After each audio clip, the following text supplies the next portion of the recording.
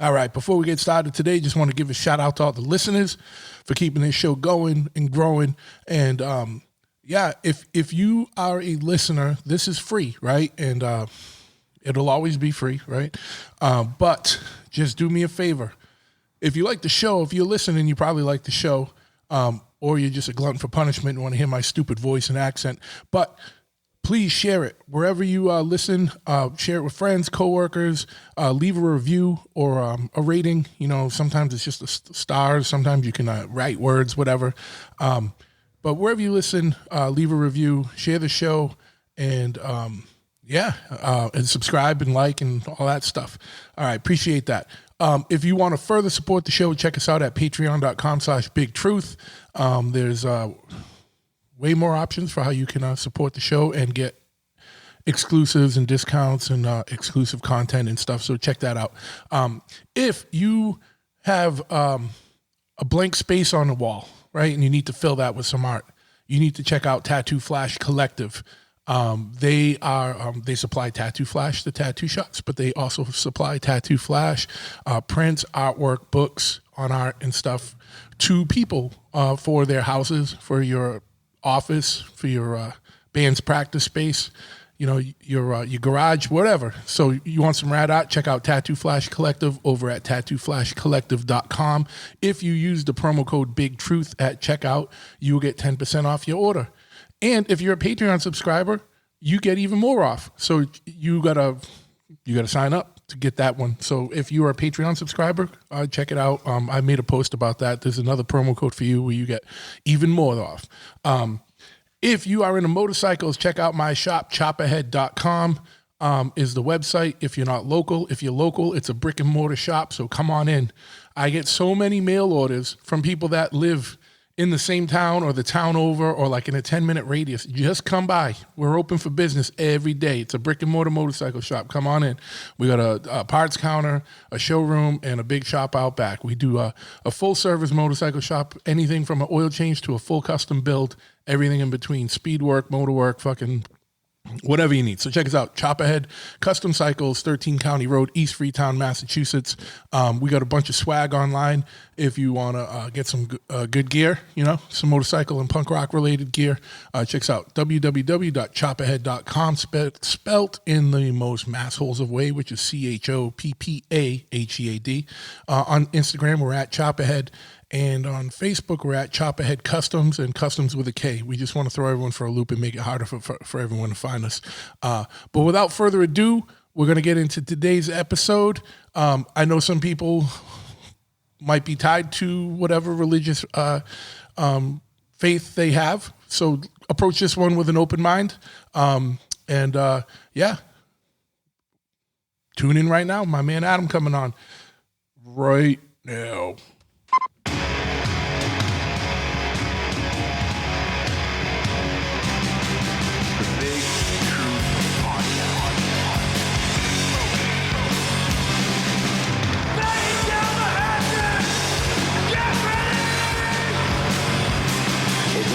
Sequence start. 6, 5, 4, 3, 2, 1. We have a liftoff. Yes. Once again, we have liftoff. I want to thank you for tuning into this episode of the Big Truth Podcast. And I'm stoked to have my man Adam Ostrofsky here. Ostrofsky, Adam Dodge, however you want to do it. AKA, you probably know him as the Satanic Chef. We're recording live on the extra table here at Chophead because all the motorcycle lifts are full. And we got a special guest, Jack. Jack is his dog, 5-year-old. He's 5 years old. All right, so if you hear some howls in the background, that's just Jack chiming in. Oh yeah, he likes to talk. He does. It was crazy when we were on the phone earlier and you're like, Jack talking, he just fucking started going. I was like, damn, dude, I wish I had a dog to talk on command. That's a funny. Hey, it kept me busy during COVID. Oh, were you teaching him that stuff during COVID? Absolutely. Fuck yeah, man. It's the only thing I interacted with. Yeah, again, wild times of a wild 3-year period. But so, I mean, you're an author. Are you still doing a podcast? Or I was. You still doing that? I'm going to start up again. Okay. Either through the Satanic Temple TV, or I'm going to go also on YouTube at the same time simultaneously. I have to be careful what I post on YouTube because it's all regulated. Okay. Is it just like the content? But you think they're really going to? What would you be doing? Would you be doing another chef related thing, or more of just a general Satanism thing? More of the Satanic Chef doing that live. I'm planning to do one live in Alston at the Model Cafe. Nice. There you go. The Model. Yeah. Anyone in Boston, if you've never been kicked out of the Model, then you really weren't part of the Boston punk or hardcore scene. Exactly. Everyone's got kicked out at least once or gotten at least one fight there. Well, you don't have to get kicked out, but if you haven't been there and you haven't gotten any altercation, then, you know. But if you do know the Model, then you know what's up in Boston. One of the last of the old guard bars that are still around. Our buddy Kenny works there. Nice. That's who's get me in there. Now, so what would YouTube have against a cooking show? Well, the Bible burning. Okay. Well, yeah. It could be promoting hate against a religion. Okay. And that I understand, but it's hard to get around the algorithm because then it already gets reported and you can't really fight that. So you have to find a way around that. Especially book burning can also be a problem too because that promotes fascism. In some countries, and other countries will automatically flag you for that, like Germany. So are you burning books to cook food? I do during the middle of the performances. Oh, do you? All right, all right. Lit like 150 Bibles on fire, at least. I've got burn marks in my hands from them and everything. Like, you see that? Like, oh, yeah? There we go. Yeah. He's showing me... plastic that burns off the Bibles. It's cheap. It's toxic. Yeah. So we already lost a bunch of listeners, and if you stay on, like, fuck yeah, dude, just like give it out.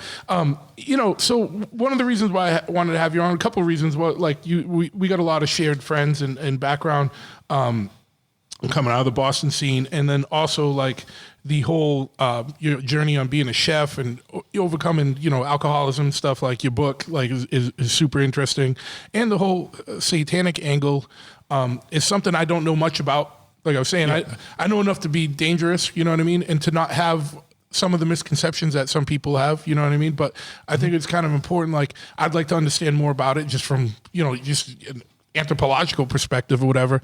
And I'm always interested in learning about things. I know that world is probably something where there's a lot of misinformation or 100%.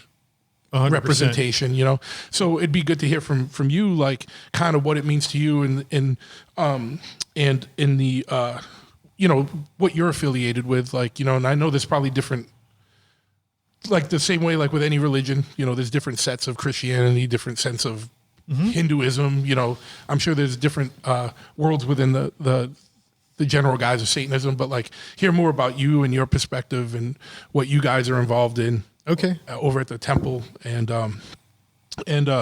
if you haven't been in Salem, Massachusetts, you guys have that, the Satanic Temple there. And I know it got some super national attention, a few years ago because there's like a life-size or bigger than life-size Baphomet statue with like children and still there. Yeah. People like getting their pictures taken on it like Santa, like fucking every day.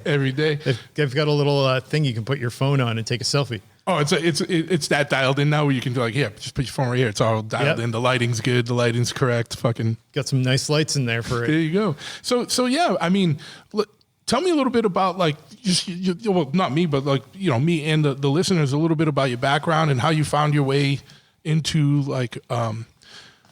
I mean, so full disclosure, I just literally finished your book today. Like I picked up the phone and you had texted like, oh, we're going to do this. And I'm like, I literally just put the book down. Like, and, that's incredible. It's just, it's just, what's that? The synchronicity. That's what I was just about to say. Yeah. So, I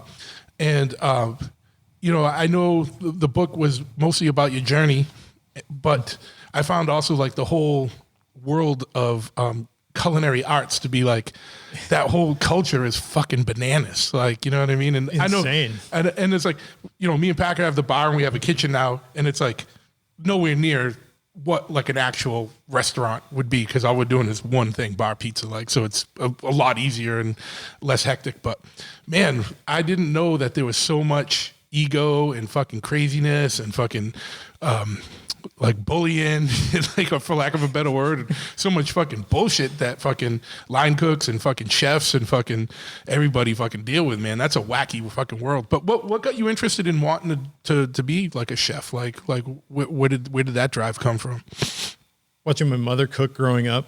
I was in a photography program at Bradford College. Okay. And I was doing acting there as well. I'd been in some plays in high school. I was the lead, Judas, and like Godspell and shit. And the college closed while I was going there. It's crazy. Yeah. There was also this rumor that H.P. Lovecraft dated a woman, because it used to be a woman's school, that was going there. And he tried to curse her by burying one of his copies in the Necronomicon under there. So it's got this weird like vibe to it already. Yeah. Fitting into the northern Massachusetts kind of Yeah. spookiness. But then I ended up going to Newbury College. While I was there, there's a culinary program. I got hit by a car like right before my end of my first semester. I was trying to really get into it already about, moving to a new school after mine had closed and lost my family of friends there. They'd all scattered throughout the country.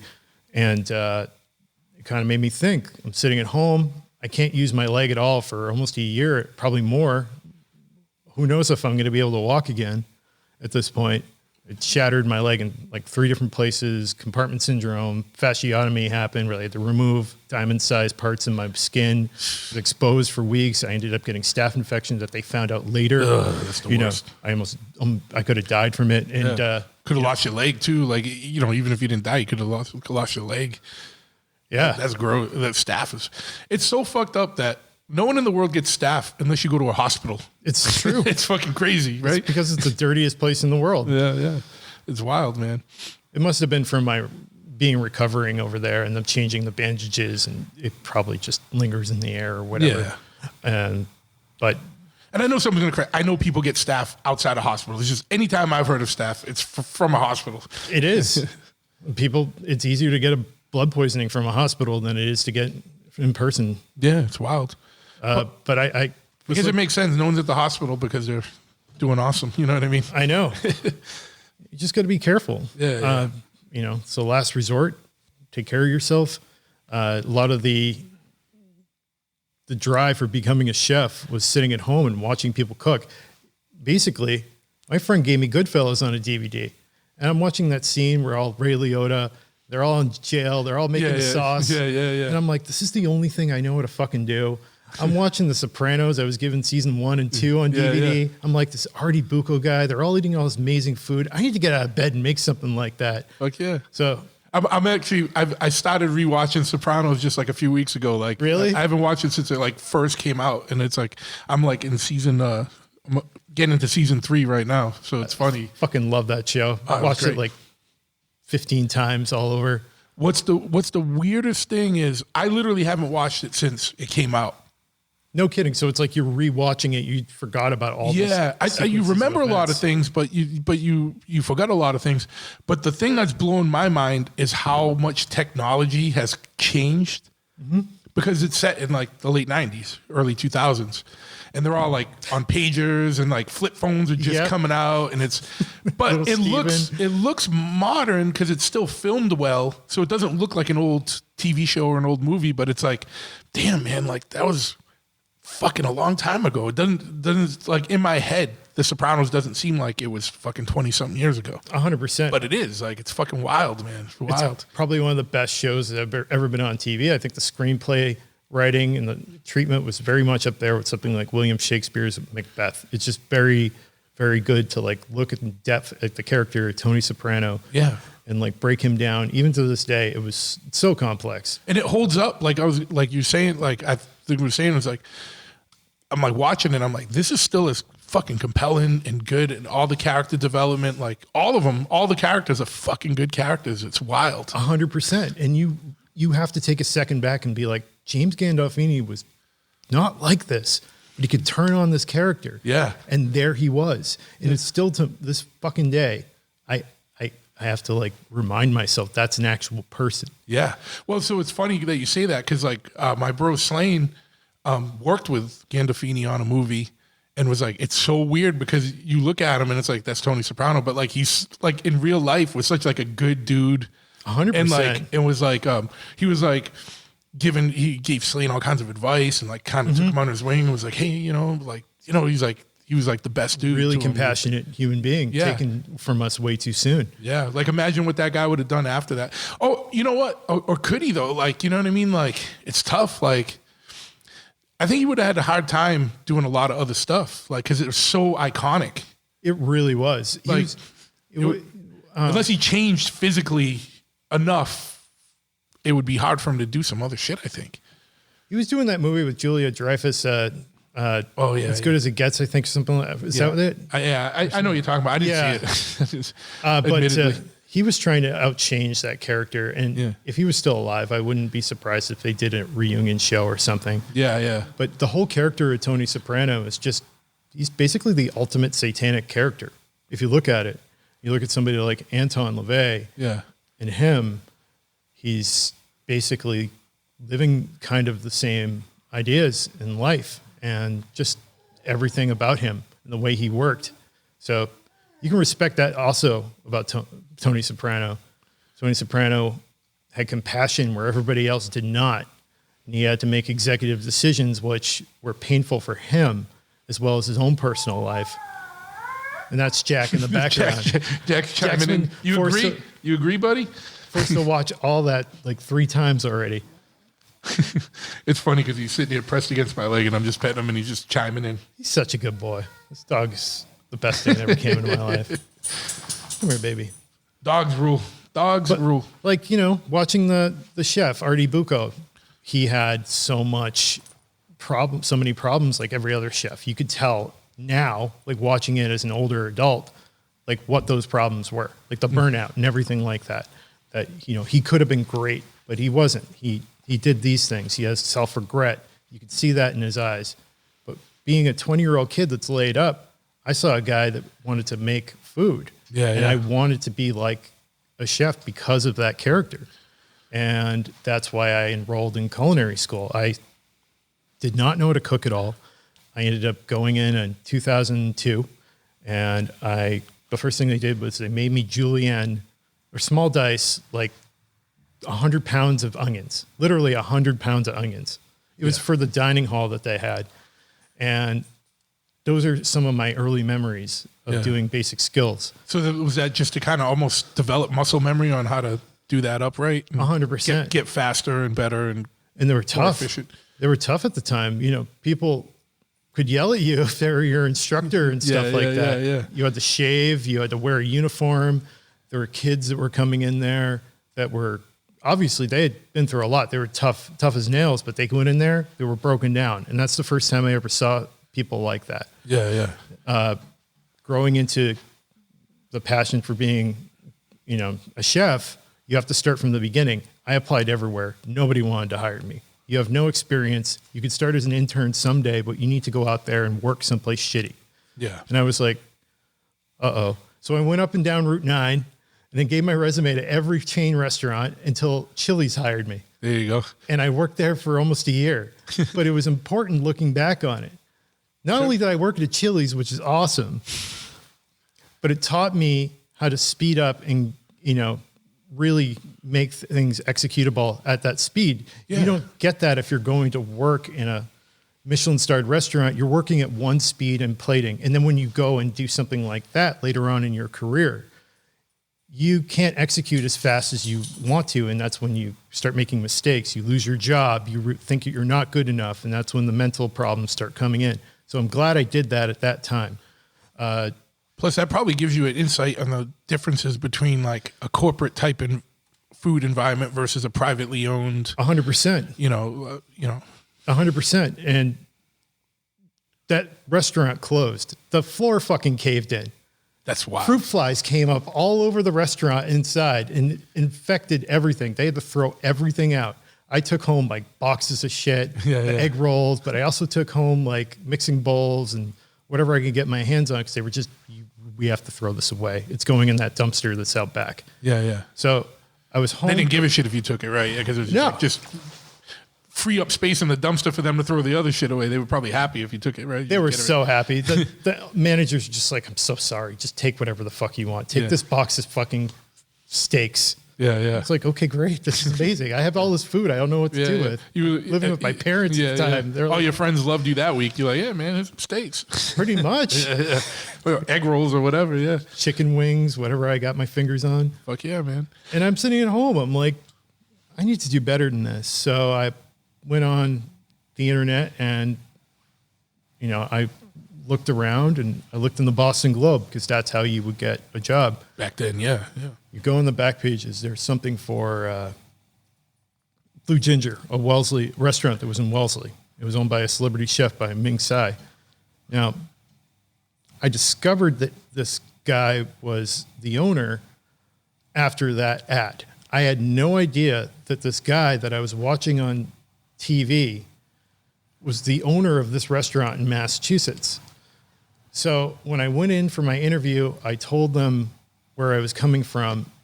And the chef there, John, he's like, yeah, well, before I worked here, a couple of years before, I did the same thing pretty much. But you're going to learn things. And the job that I was applying for was a line cook. And afterwards, they were like, you need more experience before we give you this job. So this is what we have to offer you. It's an internship. It's $6.50 an hour for only 40 hours of the week. You're going to work 100 to 120 hours. Are you prepared for that physically? I know you had this accident. Yes. Yes, I am. Yeah. And I went in, I had another interview with the owner, and he was like, giving me the same deal. Like, I understand you were doing this for the saute position. Well, this is what we have to offer you. Do you want it or not? I looked up at him and I'm like, yes, sir. He's like, okay, great. Thank you so much. They'll send you out the door. We'll be looking forward to you working on Monday or something like that. So that's how it began. That's how I learned how to work in fine dining. Work your way up from the beginning. Yeah. I went through some issues there. I had mentioned in the book in the beginning with another intern. But as far as I'm concerned, that was one of the most important parts of my career. I left there and I went and worked at Celle de la Terre, which is the #1 French restaurant in Boston. It was a sister restaurant at L'Espalier. Now, if you worked at L'Espalier, you were tough as fucking nails. Nobody would mess with you. It was the place where plates were getting thrown at your head. If you didn't have them perfect, you had to keep your mouth shut. Couldn't say anything during service. It was treated so serious. People, politicians, Mick Jagger, Bowie, all these people were coming in there. And that was the whole world of fine dining. So this is the beginning stages of that. I worked there for almost a year. During that time, my family, my parents are coming back from like Foxwoods or something like that. And they got hit in the highway by a drunk driver. And they took them months to recover. And during that time, I was supposed to move to California, but I didn't. I stayed with them, and I also stayed working because I knew at that point this is an opportunity to work through your grief because nobody's going to teach you that if you go off to a culinary school. Where I was going in California was California Culinary Academy. So I'm telling everybody back home, they're all rooting for me to go there. As soon as I get off the plane, there's someone shooting up in the parking lot and taking a dump at the same time. Welcome to San Francisco.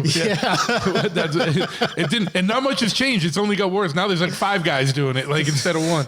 On every block in front of every house. Yeah, yeah. So as a culinary student, going in there, I had experience, I had a resume.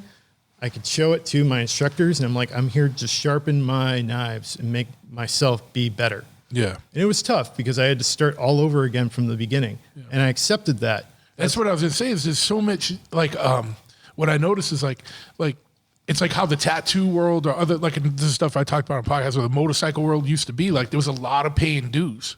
There is. And there still is, but it seems like I didn't realize how much fucking dudes, like it's fucking wild, dude, like the shit you went through with some of these spots, like crazy. And it's like anytime you got somewhere else, it didn't matter what your resume was, it was almost like you started again. All the time. Every single fucking and they're like, place. Fuck you, you piece of shit. Like, fucking, this is what I'm doing. And, like, you're nothing. And or there was one place they wouldn't even hire you because you had experience. Yeah. And they're like, oh, you're already fucked up. We want people that don't know anything. That's true. They wouldn't hire me. They're like, you're you're not green enough. I'm like, what do you mean? It's just wild, yeah. It was when I wanted to move back to the Bay. They're like, no, you need to be right out of culinary school, really dumb, thinking that you're going to get into this, and I want to fuck with your ego, and your ego's already broken. Yeah, yeah. So if you want to work here, we can arrange something, but I don't know if that's going to happen because that's not what we are looking for. Yeah, yeah. It's like psychological warfare. Like really fucking working is. in all these kitchens, man. Like it's kids that that you've seen that are the toughest kids in town walking into a place and just being told you're a nobody. Yeah. You're a number that you punch into that fucking computer. Yeah. And even if you get on salary, you better believe that you're something, but you're still nobody. Yeah, yeah. Okay. And it's like, I've seen people that were, they were something in their own personal lives, but they were just someone that kept their head down and their mouth shut. Yeah. It's all it's about is being humble. And the other thing too is like how one person leaving, like I forgot the guy's name that you worked with. Yes. And then like one person leaves and it changes the whole. It changed the vibe of like the kitchen or like the whole dynamic of the family. Whole dynamic of the whole place. Yeah. It was it was my dear friend Louis. He had left and immediately it was replaced. And I didn't want to do it. It just wasn't my thing, man. Yeah, you got to stay with the family that you choose. You can't join into a new family, especially the one you've been working for, and start all over again. And that's when I learned that you need to suck that up and move on. Yeah. And that's when I started doing other things. And I kept doing this for years. I'd start over as a line cook somewhere when I was well equipped to become a chef somewhere. Yeah, yeah. I did that until I was in my 40s almost. Yeah. I was an executive chef of places making pennies. I did this for learning. I was a sous chef somewhere. I made okay money, but it wasn't enough to get by in Massachusetts. I was a sous chef someplace right before the pandemic. None of these, I was trying to get into corporate things because I wanted extra cash to put on my pop-ups that I was doing, satanic shit. Yeah. But all those companies were like, I think a little scared of what I was personally. And I probably divulged information on my resume. Like I am the Satanic Chef. And they probably were like, no, we don't want this. We don't want the Satanic Chef. No. But it's funny to me, like how from a young age, you knew that that's what you wanted to do. You wanted to be the Satanic Chef. I did. And you just paid dues till you got to the point where you could. I did do that. It's fucking. I wanted to be like what I saw on the Food Network. All these voyeuristic, chefs that are doing all these demonstrations, and that's exactly what I wanted to do. Yeah, it's become a really cool thing that I'm building. Yeah, so we could talk more about that stuff, chef stuff, as you go. But like, this would be a good point for you to maybe, because obviously some of your career was stunted because people had misconceptions of what a Satanic Chef is. You know what I mean? Jack's roaming around. Jack's being naughty. He's trying to get his nose into something. Yeah. But why don't we, tell me a little bit about the Satanism that you kind of subscribe to or envelop, and like what's the tenets of that, like, and what are the misconceptions, or we don't even necessarily have to get into misconceptions. I think everyone has a preconceived notion of what they think that is, but why don't you just kind of talk a little bit about the philosophy of it and the tenets of it, like, because I don't know anything about it, you know what I mean? It'd be interesting to hear. The only Satanism that I knew of was what was publicized, Church of Satan. So the Satanic Bible came out. I read it, and I was also reading Siddhartha at the same time, which is about your individuality as a human being. Sure. How you got to stand up for that and be yourself. What made you pick up that Satanic Bible? Was this when you were a kid, probably? Yeah. Because everyone, I think I had the Necronomicon, and everyone had like we were looking for weird knowledge, it was like weird shit. You know what I mean? It was like we call them reactive Satanists, to people that were going on being like, I'm the Reverend of the Church of Satan in their lives as musicians or artists, and I was like, this is amazing. I'm going to learn the same thing because this is fucking cool.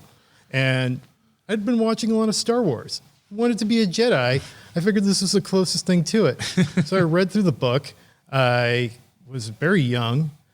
And then I decided that in my own mind, I was just going to create my own way of it working for me. And that one of the statements is like, avoid all ingrates and things like that, people that don't respect you. It's very much in like life as it is. So the Church of Satan at the time was the only thing that was available. And I got really into Anton LaVey as a person, who he was. Like, I figured he was this great, amazing God as a human. Definitely an He had a interesting lot of character. flaws. Yeah, definitely an interesting character. And I'm not talking bad about him in my book. I'm just stating a fact that somebody like him who didn't get help, that was the product of his family, which is his son, and the downfall to somebody's life. If you don't take those initial steps to really want to change yourself internally, you're going to fail. You're going to decease. And that's unfortunately the story of Anton LaVey in many ways. But we can get into that later. And he's still in many ways a hero to me and a lot of people. I'll never forget that. But Satanism was something that I learned at an early age, which was non-denominational. There is no theocratic oath that you have to sit down and pray to a god or Satan. It's more an atheistic kind of view on things, where it's an idea. Whereas, if you get sober, you have something called the pink cloud, a little warm energy device that you follow, and you call that your higher power. And the more you feed into it, the more it gives you, this way to succeed. I figured that Satanism was the same way. Like, it was just something that would, be along those lines. And it was an esoteric way of doing that. So I started reading things like Crowley and trying to contact a being that Crowley had supposedly contacted, because I was very much into UFOs. Yeah. And very much into the X-Files. Sure. And so these are things that go through a kid's mind. And How old were you at this time frame? late teenage years. Okay. Into my early 20s, especially when I started cooking again, when I was cooking for the first time.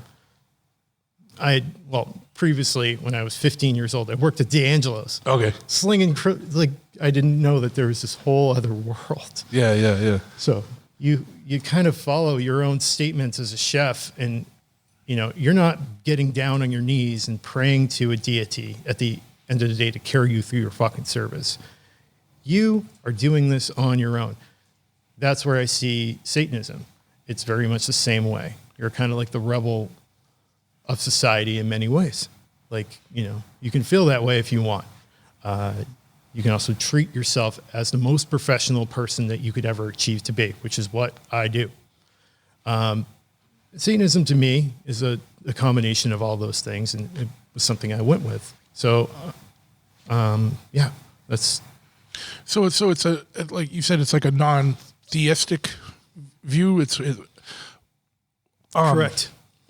So, but there's obviously other kind of forms of Satanism where it does have more of a theistic viewpoint, or is there? Like, I don't know. Like, but I can tell you over a period of time that there have been. Yeah. Mostly back in like the 1600s. Okay. People had done paganism. People had practiced paganism. And people started doing things like Satanism. They were immediately prosecuted. Basically, they were doing theater acts with goat heads and things like that, and fake sacrifices, and they were immediately prosecuted by like, the King of France or something like that. And that's something that's been going on for a long time.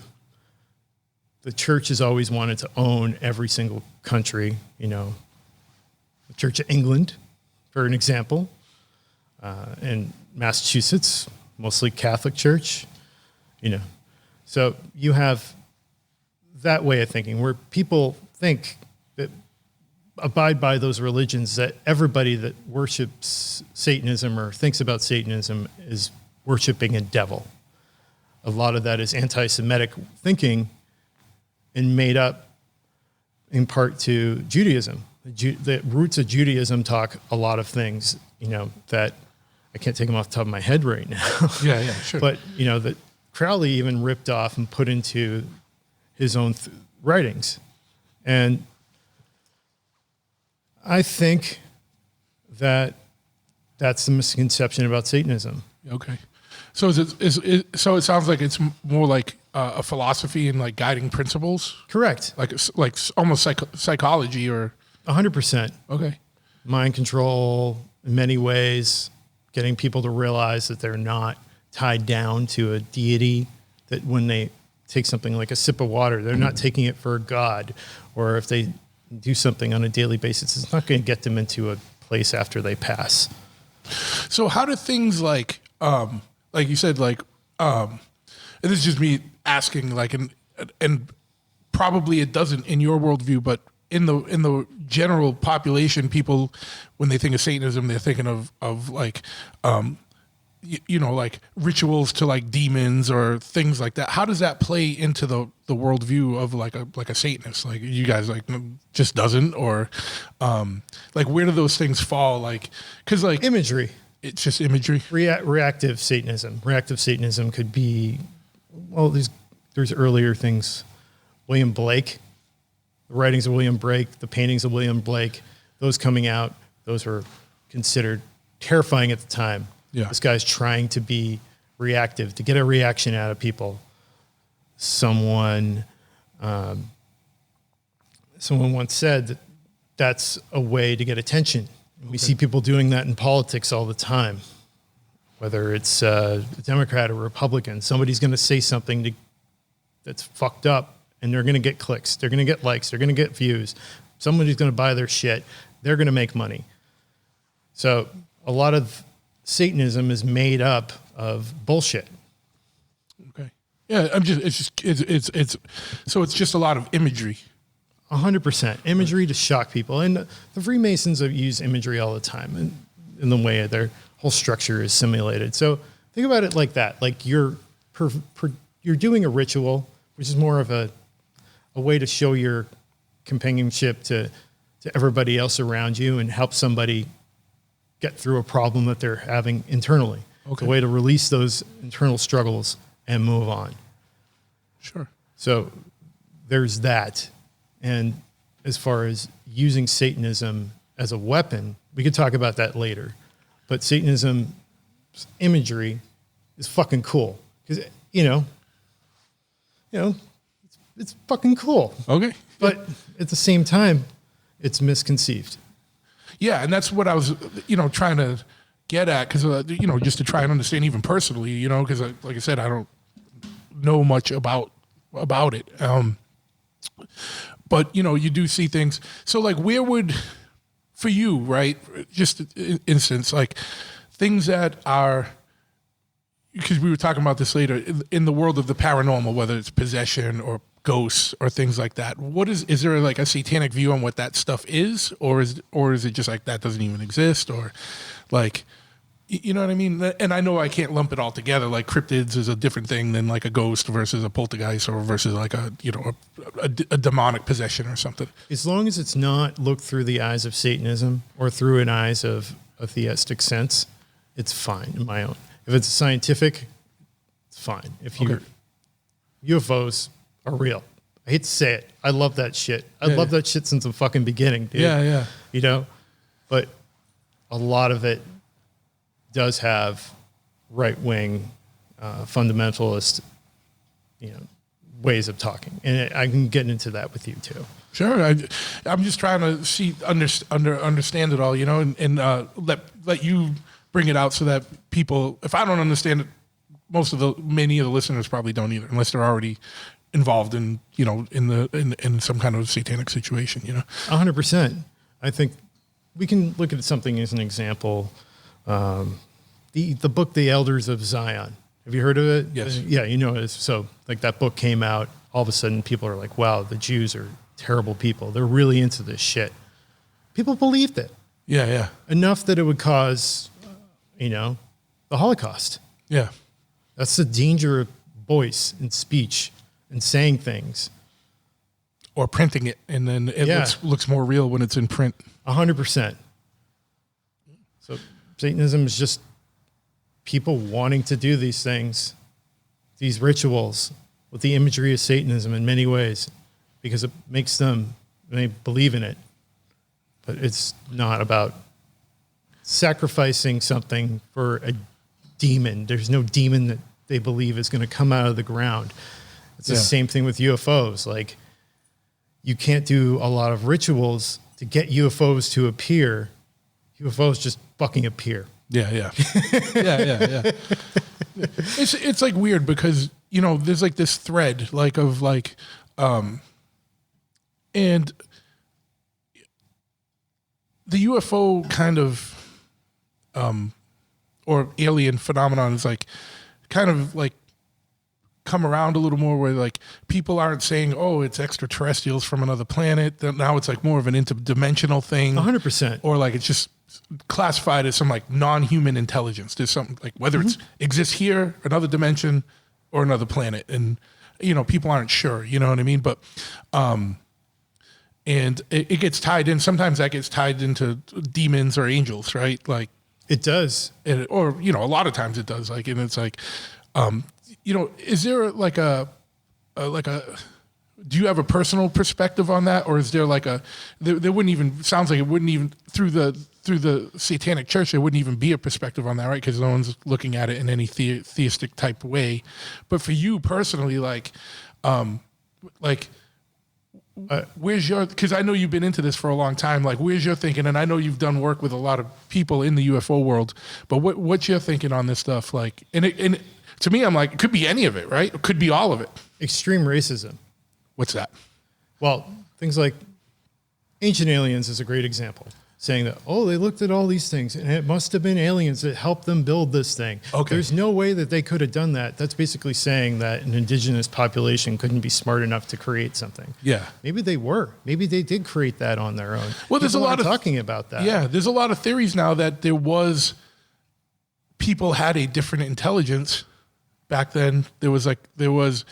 We peaked at that intelligence. There was technologies that we still don't understand at play, which you can see physical evidence of, like the way some of the stone was cut, and like, you know, like in some of these pyramids or structures, like such precision, or it looks like the rock was just melted into place and things. But that something happened and those societies died off, and we lost that knowledge, and then now this is a new iteration, and there's, you know, the thought that there could have been multiple advanced civilizations on Earth through the lifespan of since the Earth has existed, and you know, people are trying to show evidence of that, or even evidence that like the things that we think were a couple thousand years old are actually significantly older, like the pyramids and stuff. 100%. I think that technology peaked in a lot of civilizations over time. Yeah. So you can't give somebody each and every single civilization that was on the planet might have created some kind of mechanism or something like that. That's really amazing. Why isn't it being talked about? Because the way that other countries that are, you know, have conducted themselves with those countries. Slavery is a good example of that. There's no way these people could have created something amazing on their own that they had. You know, I don't know, a motorcycle. They had their own version of it, somebody did, let's say, but there's no way they're that smart. They're ingrates. That's why we need to take them and sell them to people here in America too, and make money off of that, the whole slave trade. Yeah. It's the idea that we can just come over here and wipe out the entire population of indigenous people and then make them go to church and believe in a God. I think that's all tied into that. And there's that world of UFOs that nobody's really talking about because it's fucked up and it gives the church more money. That's all it's doing. What? Because people are reactive like that, worried of like, why, like how would people think, people's thoughts about UFOs tie into people's support of the church? You know, example would be the Church of England. Okay. Church, you know, they owned South Africa. Okay. And until apartheid ended, you know, anything that was going on with the indigenous people there, they were concerned that it was, as far as they were concerned, they weren't able to create anything good. They didn't do anything, you know, they're worthless. That's their way of saying that we can take their fucking land and tax them and make money off of them. So that feeds into that narrative that the church has really gone with, and including governments. And that's not talked about in the UFO community. Yeah. People aren't talking about science-based facts. Yeah. That's what you're saying. Yeah. I mean, it's wild. There's so much out there. My whole thing is, what's interesting to me that I would love to have people do more investigations in, and there is to some extent, but, the whole idea of pyramids and how they're in, the slight differences, but by and large, there's pyramids all over the world. And they're finding new ones that they won't uncover on purpose. Like that, what was it? Like, where's the one? It was like Russia or something where there's still one that's covered. But they've done some research and some digging, and they're like, yeah, there's a pyramid under there, but we're not going to uncover it. I think there's a simple explanation to that, is that the world was already connected back in those days. And there's no way for an indigenous population like the Mayans to be able to figure out how to contact somebody in Egypt. Maybe that's being suppressed from us. Why? Because both those countries got invaded. Yeah. One got invaded by Spain, the other one got invaded by England. And they took over every single population, and they wiped them out. Yeah. So you can't look at this whole world, which is built thousands and thousands of years ago, and say these people weren't all communicating in some sort of a way. They had found their way across the ocean. They had communicated. They had worked together in in trade routes with each other. They were making money back then. But you know what? We're just going to wipe out all that history and say that they were dumb and they couldn't do that. Yeah, it's bananas to think about, though, because, you look at, Central and South American pyramids, and you look at, Asian, and then obviously, the ones in the Great Pyramids in Egypt and stuff, and it's like, what the hell was going on, man? I can't believe no one's doing more investigation into this. There's all kinds of people theorizing, but I can't believe that there isn't more serious government funded. Well, I can, but you know what I mean?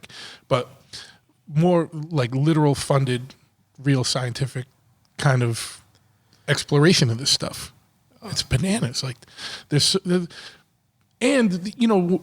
Even where the pyramids lie and how they're set up, there's so much craziness around that. They align with certain, constellations, or they're on certain ley lines of land and things, and where they're located and how they're laid out.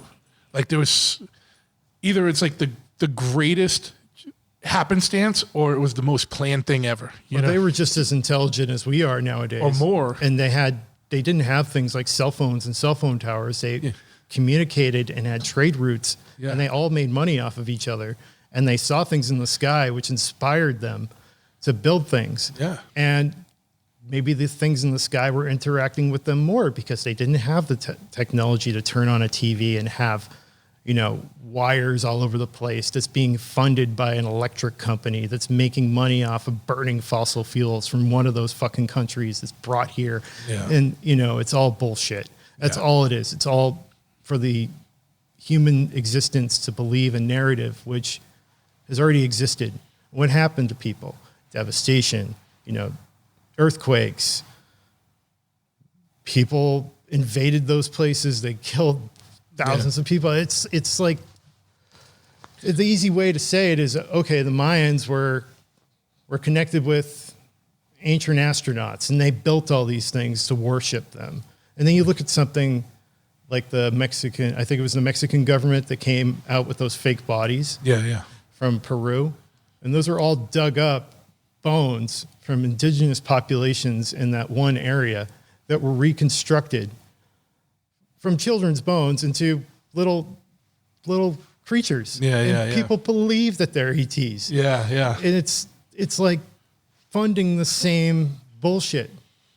What do you think of the Practice skulls and stuff like that? Do you think that was just indigenous head wrapping, or do you think there was kind of more to that? Well, because it's weird it's hard to parse out the real science, because they're you see some things, well, they studied it, and that's something I don't know about. Yeah. But I can tell you that people were doing that shit, just like they stretch out their earlobes here. Or their necks. All kinds of shit. People doing crazy things to their bodies and body modification. I think that maybe somebody if they're there are interdimensional beings or extraterrestrials that looked like that. Maybe they wanted to look like that. Yeah, emulated or something. You know, maybe that's the case right there, because everybody's tested these bones and they all come back positive as being human. Yeah. So, because that's what I'm saying. Because some people say, "Oh no, the skulls." Some of them came back and saying it wasn't human, or vice, whatever. And it's like it's hard to. The problem in this day and age is that there's too much information, and it's too hard to get actual information. Because you could just, you could say whatever you want and type it up and make it look official, and photocopy something 30 times and make it look old and crinkly and cross a couple things out and be like, I came across this document and blah, blah, blah. Yep. You know what I mean? It's like, that's the problem with everything today. it really is. And you look at it like this. The Church of England was in control of this narrative until like 1775 in America. Yeah. So they wanted to control this whole thing. They invaded all these countries. They took over their technology. They suppressed them. So give people a reason to enslave people. A lot of these people did that shit. Yeah. It's all about them making money and not about facts. Yeah. Things like crashed vehicles and stuff like that. Let's shut that up. But let's make up a scenario that, these cultures could have never really like created a fucking badass, hog over here on their own. So, something had helped them, but let's not tell the public that they even created that until we release this information to the public about extraterrestrials. Yeah. So I think that might be the scariest thing to think about with disclosure that's going on as far as religion is concerned. People are going to believe whatever the narrative tells them. Yeah. So if they come out and they say something exactly different, like, well, actually, these indigenous cultures that were raided and all this stuff, they actually weren't smart enough to interact with each other and create things like that. They were all taught to do that by ETs. ETs have been around forever. Give us your fucking money. We need to go drill a hole in the ground and get more oil out of where you are. Yeah. So I think a lot of that is truth. And I think if there is some kind of disclosure on this whole thing, people are going to be shocked and confused. And there is going to be a narrative push that this is like that this is your religion. This is what your religion is based off of. But I know people that have been involved. See, I don't believe in really a deity afterlife, Yep. What I believe is my own personal beliefs, and they revolve around energy and sources like that. So Sure. that's just personally, and I could talk about that forever. But as far as I'm concerned, telling people that somebody is not smart enough to create something unless they had an intervention that helps the world feel calm and know and believe that, Jesus isn't real, but there's people in the UFO community that are Catholics. They're devout Catholics, but they still know the secrets of what's going on. Couple people that I've talked to, they're like, yeah, we know that there's multiple things, multiple civilizations, as you can call it, or beings probably visiting us, but I'm still a Catholic. I still believe in that. Yeah. Or so I don't see this ending very, very well for people. Yeah, I think, and this might be where you're saying it's like, no matter what it is, whether it's spiritual beliefs, beliefs in whether it's extraterrestrial, interdimensional, or non-human intelligences, or just traditional religious beliefs, human greed fucks it all up. It does. You know what I mean? Because you don't know what the real story is, right? Because it's like, were we in contact with others, entities or civilization? Not when I say entities, I mean non-human intelligences at some point in life, or were people just so smart and in tune with things? Were we smart enough that we contacted them and they came through a door, right? Like who knows what happened? Because there's no record of that history or that time. Or they've always been here, and we were able to contact them through things like meditation. Sure, And like it's another dimension in this type of space. Like, but you know, it's like, But don't meditate. Get on your knees and pray to a God and hum. Yeah, sure. That's the best way you're going to get in touch with Jesus. He's Yeah. going to touch your. He's going to tickle your butthole. Don't worry. yeah, or whatever, whatever prophet you believe in. And it's dark, really huh? bizarre because it's like, because not only that, it's like, who else has a stake in this? Energy companies, you know, like global. Jack's on a mission. He is. You know, you got energy companies, you know, multinational corporations, the real power structure nowadays, like, you know, military industrial complex, like, you know, military contractors and defense contractors and the people who, if there is a craft, who allegedly have that craft and are reverse engineering it, you know, and things like that. It's like, well, no, you know, it's like you said, whatever the story is that comes out, like everyone's gonna have to take it all with a grain of salt. Like, but it's like when the government is getting ready to is saying, "Oh yeah, there's, you know, we have video that we can't explain," or have government this propulsion contractors, device. yeah, government contractors saying, "Yeah, we have craft that aren't of this world," and not explaining what that means. It's a really weird time because you want to be like, "What's the angle, man?" You know what I mean? Like you know, like what kind of bullshit are they gonna push through? What do you got, buddy? He's got something in his mouth. Jack, come here. Yeah, and you know what's going to happen? There's a lot of interesting but potentially dangerous things on the floor of this shop. So yeah, we gotta. He'll be fine. Whatever. Yeah.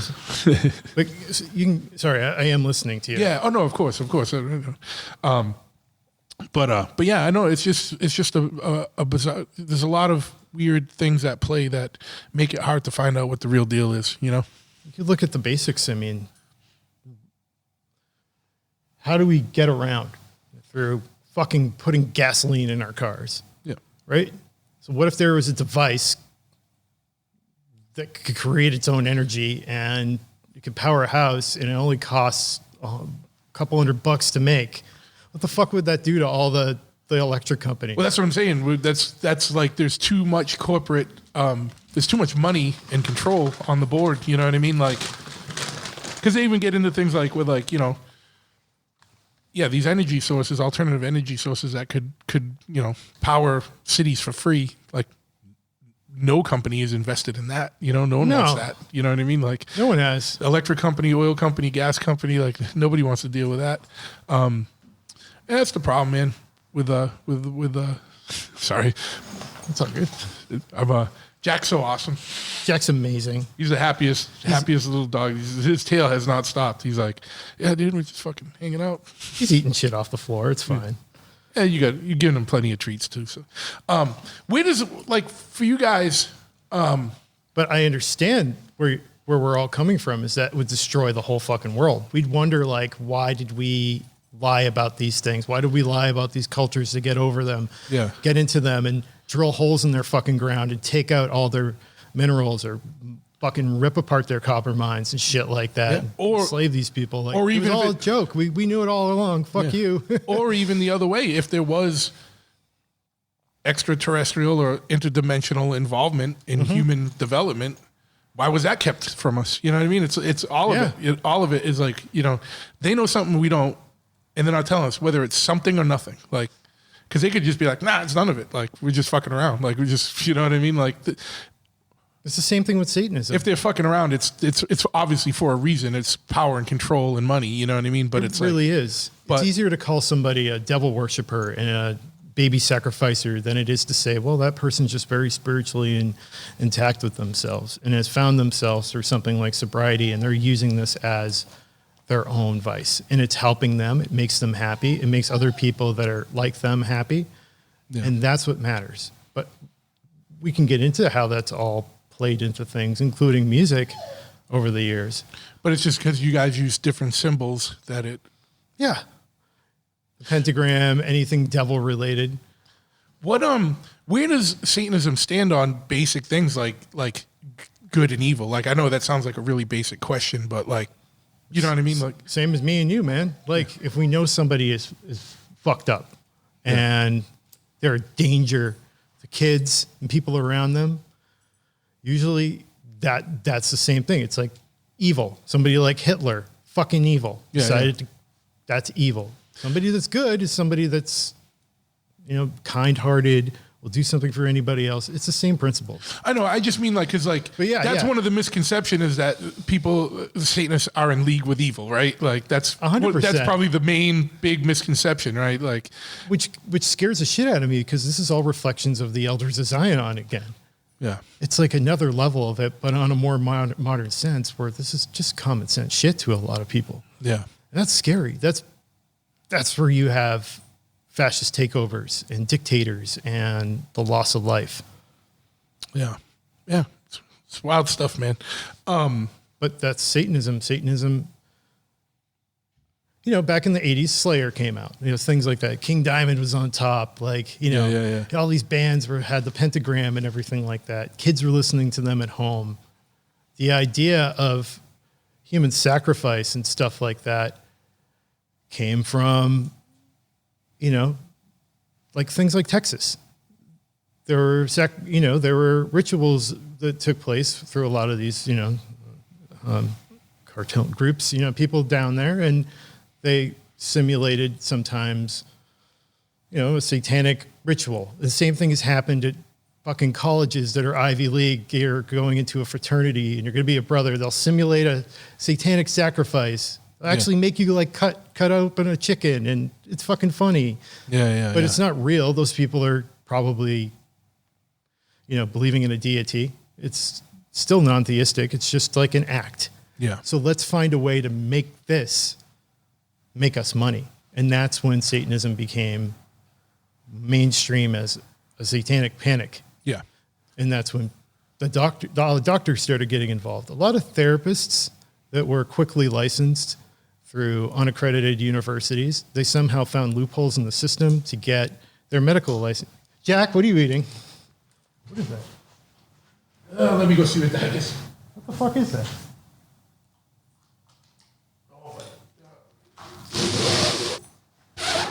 What is that? Oh, you know what that is? That is a cut off piece of that's an extra little piece of the glass, a fiberglass. Yeah, he should not be eating that, so that's why I took that away. Jesus Christ. He did not like that, but that's Jack, come here. This is the best interview I've ever heard in my life. fucking Jack. Look at him. He's sitting there smiling. But yeah, so I think we were saying it was like Satanism kind of got a bad rap because some people who might not have been psychologically or mentally healthy did some stuff in the name of that because they heard some stuff on a 100%. record, and it just the whole panic part of it took off from there. Because we even had that here in Freetown, like where there was like satanic cults, like operating. Teenagers listening to Judas Priest. Or that kid that listened to what's that song by Ozzy? He listened to it backwards and I thought he said, get the gun, shoot. Yeah. But he sang it in the song. He was telling it to him, so he took a fucking shotgun to his own face. Things like that. The pharmaceutical world and doctors, these unaccredited people. Jack, get over here. They use that to prescribe medications to people that they were making money off of. And one of those things that I'm so sorry. No, it's all right. He's very obsessed with because it does look like a dog toy. So it does. That's why. Yeah. False memory syndrome. That's a great example. Or, dissociative identity disorder. Now, dissociative identity disorder has been around since people really got focused on when people came back from the Vietnam War. They had PTSD so bad, and they were trying to be members of society when the world was changing, and it was the 60s and 70s. Everyone was fucking each other naked everywhere and weird shit, fun stuff. But then they had to find a way to weaponize that. Sorry, I keep getting distracted by my dog. Yeah. He's got something else in his mouth. I'm going to put him in the other room if that's okay. Yeah. You know what? I have a little pen over here for Freya. You do? Yeah, we can put him in there. Let me just pause this. All right, we're back. You had to go let Jack out a little bit. We did. He was starting to get a little nosy. Little nosy. But yeah, He's a good boy, though. He's a good boy. He's a really good boy. Yeah, he stands right here. Yeah, he knows we're talking about him. He does. Yeah. But yeah, see, we were just talking a little bit about the, I think before we signed off here for a second, we were talking about the satanic panic stuff and how that kind of furthered maybe modern misconceptions of Satanism, at least in the regards to the Church of Satan So part of it. we could Baudelaire. You ever heard of him? Flowers of Evil, wrote the Flowers of Evil. So that came out. I've heard of it. I'm not familiar with it. Yeah. That's like a shock rocker at its time. Yeah. Reactive Satanist, as you call it. So in the music industry, we had people like Ozzy, Yeah. King Diamond, all these people. This is what the public saw. And the public saw a guy bite the head off a bat. So some kids probably emulated it. Yeah, yeah, It was fucking awesome at the time. I've seen him play, I don't even know. But the idea of that, when kids were growing up Catholic and they're listening to these things, and their parents are like, there's something wrong with my kid, they would send them to these psychotherapists who would misdiagnose them as having dissociative identity disorder. And that turned into, we're going to hypnotize them. And that also affects the world of UFOs. I think that when people were hypnotized by like John Mack, and he says that they were abducted, Yeah. it's false memories that he was implanting into their head so he could make money off of it. Yeah. Yeah. Well, I've heard that before too, like, because people even say that they think that was going on even as early back as like Benny and Barney Hill and stuff. That might have been the case. Yeah. And with them. Now, from what I heard about John Mack, he would go to UFO conferences and get completely fucked up on shit like acid and just like try and like hit on every lady that walked in the door. Yeah. The guy was having a grand time. Of course he was making up bullshit. Yeah, he wanted to keep the party going. Exactly. So a lot of these doctors ended up having a yearly thing called the ISSTD, the International Study of Trauma and Disassociation. So you get all of them into a room and they're all making money off of all of these pharmacies, all these kids that are getting overprescribed and told that they have been abducted by cults and they're satanic and they were giving them blood rituals.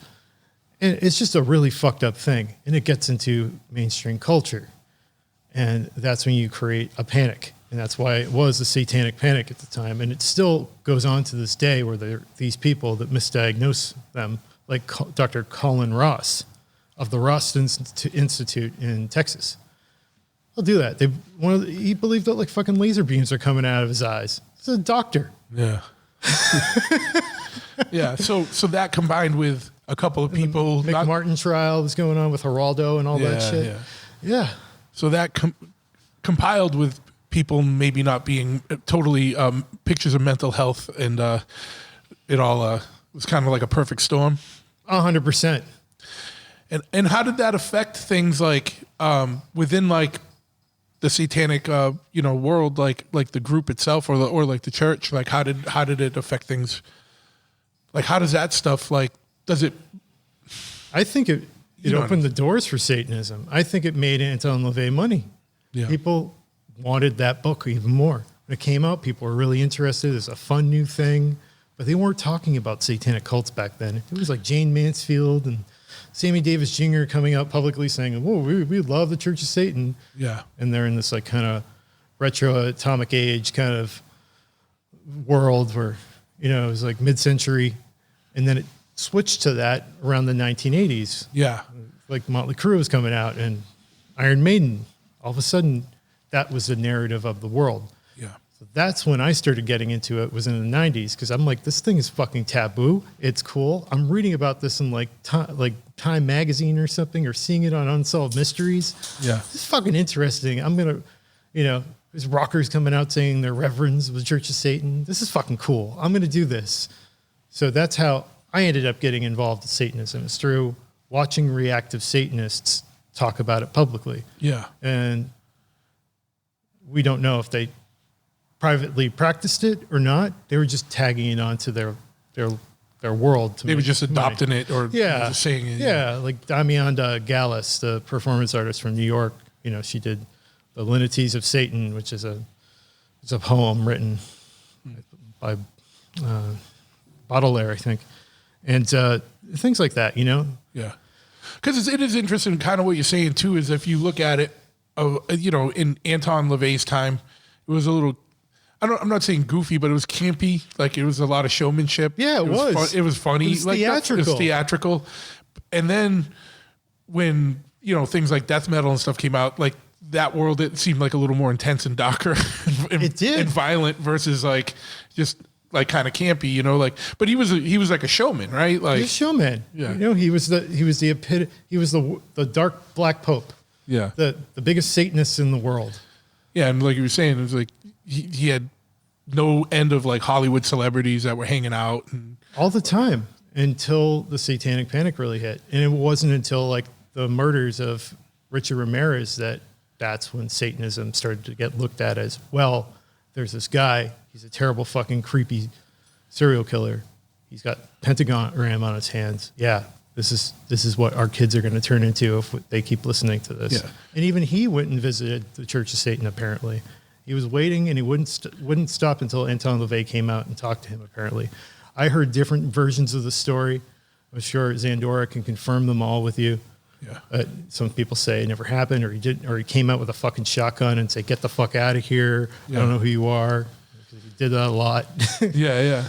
But yeah, like, you know, like, Well, you know, something like that, you know, it's going to attract all kinds of people, right? Mm-hmm. Some more stable than others. exactly, a lot of unstable people. I found out later that I'm actually stable,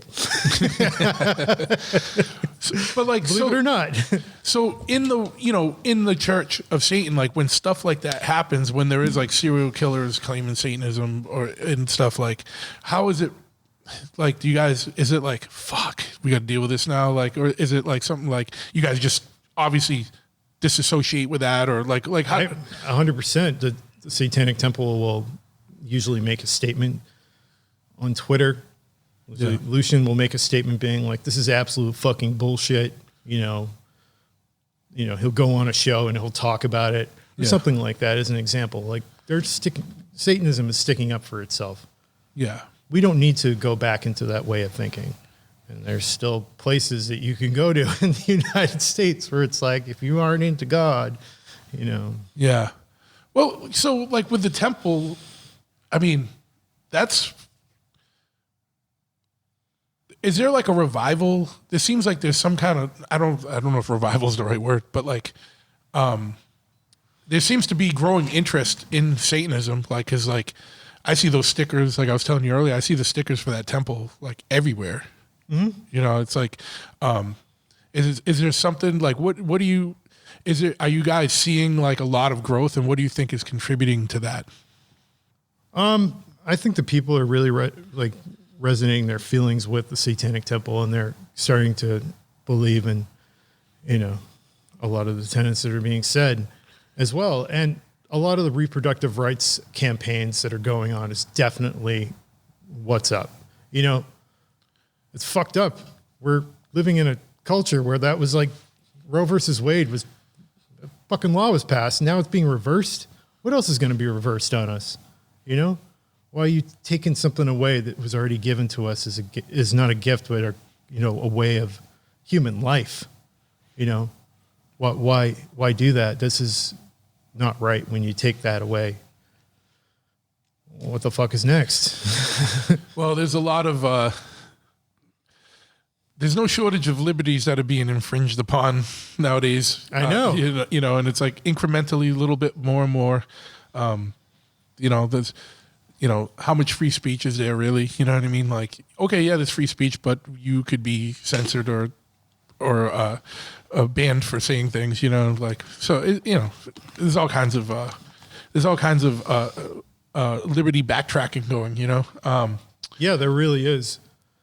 But so, how did you get involved, as being a kid who picks up a Satanic Bible, like how did you go about getting involved into like getting more active within like I guess for the church, you know what I mean? Like it's, cause I know you've been involved in it for a long time, and I know you, for a while you were very tight with Anton LaVey's grandson, Stanton, and things like that. But like, how did you go about, for being some kid in Massachusetts that picked up the Bible, the Satanic Bible from Anton LaVey, to being someone that is actively involved in the organization of it?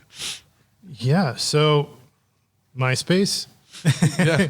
but also the thing is when Anton died, the Church of Satan technically died, and it got bought out, and it became just a symbol.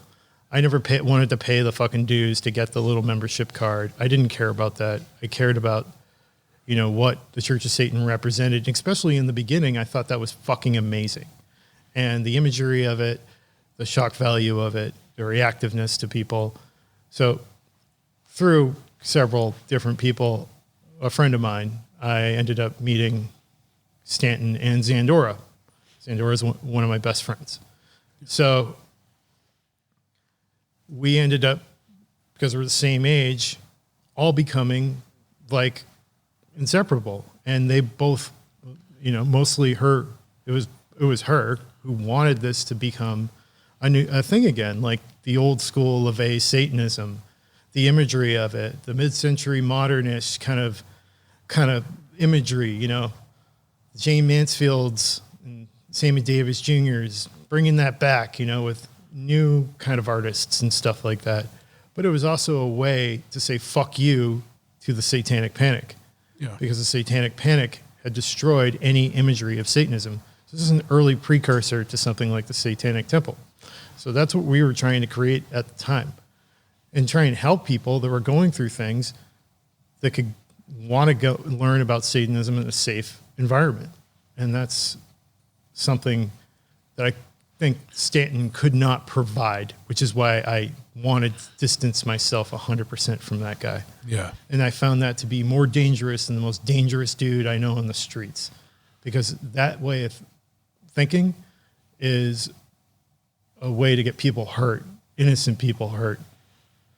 You don't need a leader being like that in the world. Yeah. And when I eventually started wanting to come up with this idea of doing a fucking crazy production, it was originally called something stupid like Black Arches or something like that. I'm sure you read about that in the book. Yeah. But then it became like this tribute to evil thing. And the tribute to evil thing was something that, like, based off of that, Zandora and Stanton and me kind of came up with. And that's how we had this event. It was this event on Hollywood Boulevard at the Fonda Theater on June 6, 2006. We sold the fucking place out, even beyond capacity, because everybody in LA wanted to get in that didn't have to buy a ticket, because you just walk in the back door if you knew somebody, Yeah. So there was like 2,000-3,000 fucking people crammed into this building, into the lobby and all this shit. It was insane. Upstairs, the balcony upstairs. It was really fucking wild party. Yeah.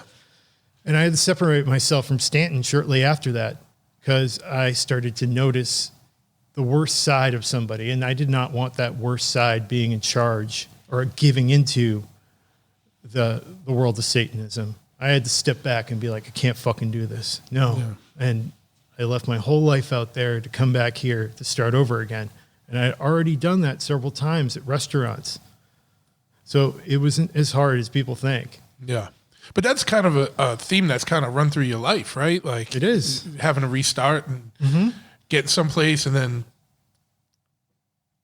not, whether I'm sorry, I'm looking at him. Oh, he's fine. Yeah, he's digging out under one of the motorcycle tires. I'm like, yeah, what are you eating? He doesn't like that.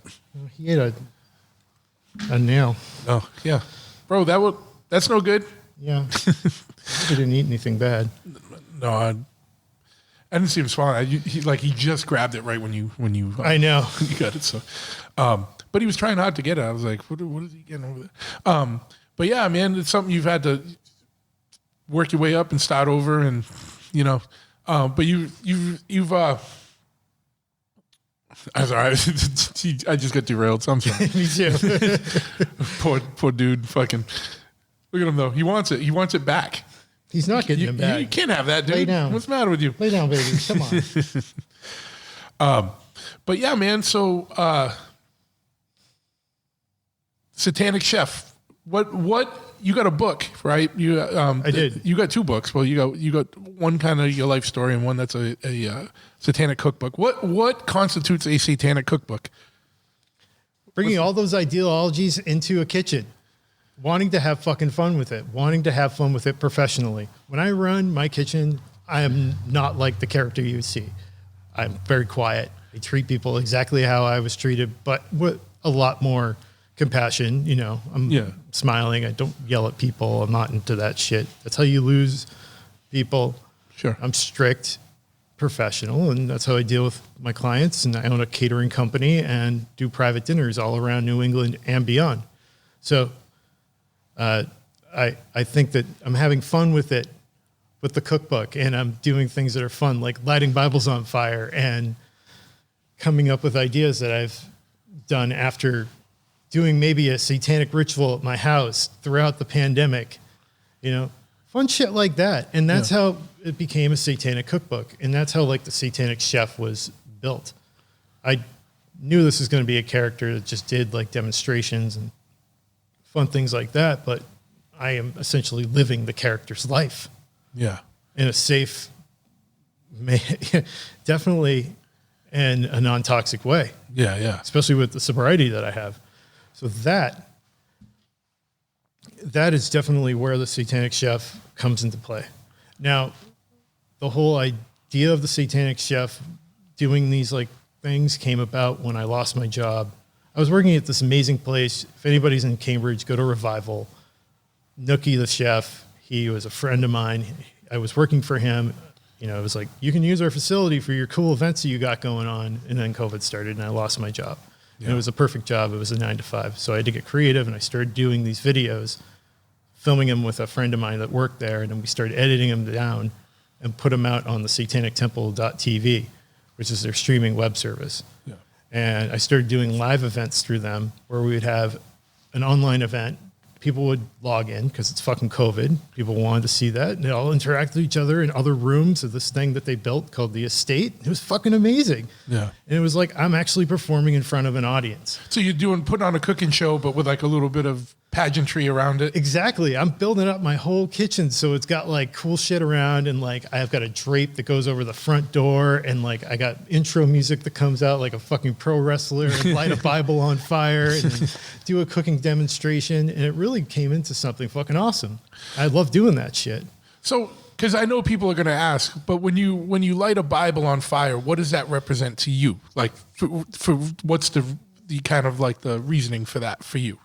For me? Yeah. No, so living in a world of pluralism, yeah. You know, because they want to take something away from that. We all need to coexist as one.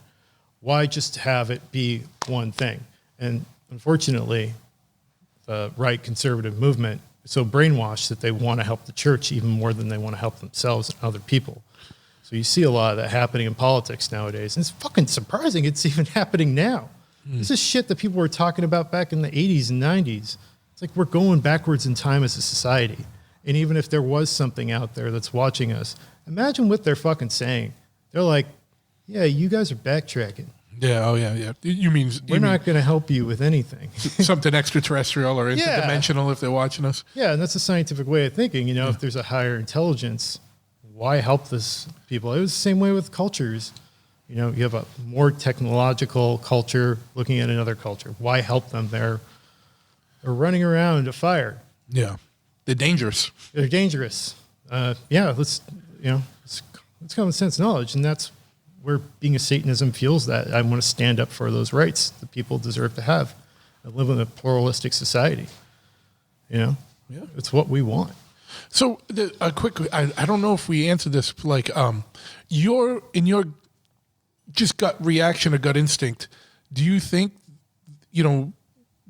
the things we classify as non-human intelligence, do you think it's extraterrestrial or interdimensional or something else that's here? Like, what's your personal take on it? Just curious. I have no idea. No idea. Yeah. That's how I am. I'm like, what is this? Could it have been a supercomputer that was built thousands of years ago by a civilization that was around? And this is like the aspects of it. Is it interdimensional? Is it extraterrestrial? Yeah. I tend to want to believe it's something otherworldly. Have you ever contacted anything like during meditation? Because I know, like, you know, there's things now like where it's like not even attached to any specific religious event, but I know, you know, like people talk about DMT and talking to some kind of entity when they're on DMT, or even like, you know, like Buddhist monks go someplace or talk to other entities when they're at a certain level of meditation. It's almost like a DMT or mushroom trip. You know what I mean? Right, because they're stimulating their pineal gland, which helps them, which is also what really kicks in after when they start to die, and it flashes their entire life in front of them. So you're essentially having a near-death experience when you go through that, and people think that your consciousness somehow is being able to leave your body through that. It might be true. I don't personally want to, I personally, my own personal beliefs about that. Yeah, sure. It probably might be, because meditation and consciousness is a lot more powerful than using technology or even shooting a gun. And as a culture, we're taught not to evolve using that. You know, I wasn't taught to meditate growing up. The first time I did it was in karate. Yeah. I'm like, what is this? No, but I'm saying for you, have you ever like meditated with, or, you know, I know you said you had at some point, like in your books, that you did some ritual to try and contact entities, but have you ever, you know, and even I think off topic, I mean, not off topic, but I think even I think when we were at Jimmy's wake, you had mentioned, we talked about CE5 really quick or something, but like, have you ever been in contact with some other intelligence, like through meditative or some kind of ritualistic means? I've had experiences that I can't explain. Yeah. I have gone outside and seen things in the sky and videotaped it afterwards and been like, holy shit, this could be real. And if it's something as simple as something like a CE5 meditation, which is a meditation that you use to try and contact other entities, it's the same thing of, you know, meditating on your own. What are you actually contacting? You're contacting another form of your consciousness. The Monroe Institute, as we know, it's very famous for their technique of trying to do astral projection. And the CIA was involved with them back in the 70s, where they would get people to try and do remote viewing. Yeah. There's a movie about it. Yeah, I know. George Clooney. Yeah.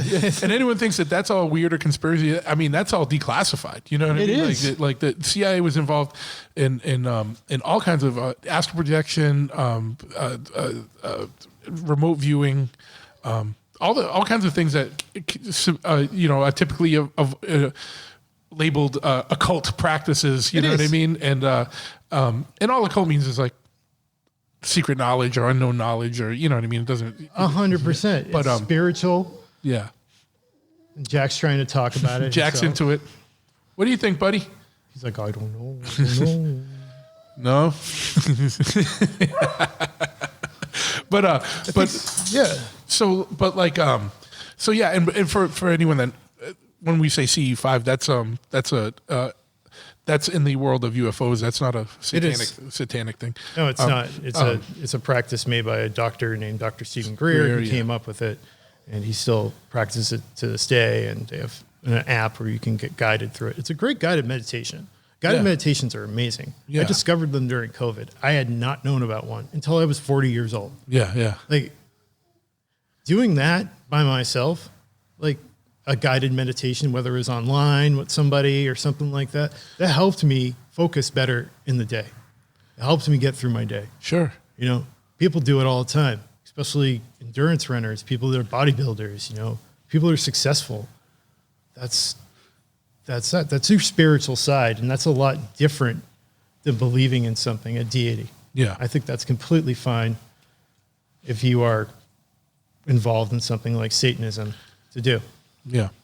No, actually, let me ask you this. It's like martial arts. Yeah. Just to backtrack a little bit, because I'm sure, because you mentioned a couple times things about like satanic rituals. Like what's typically, and I know it might be different for different things, but what are like some common satanic rituals, and what's kind of involved in that? Because just to, you know, because I'm sure there's like an air of mystery around that, and if, you know, maybe misinformation about that for people, because I'm sure people are like, oh, they're sacrificing humans or something for it, but like, yeah. You know what? The satanic ritual is a ritual that's been written out and tested by other individuals.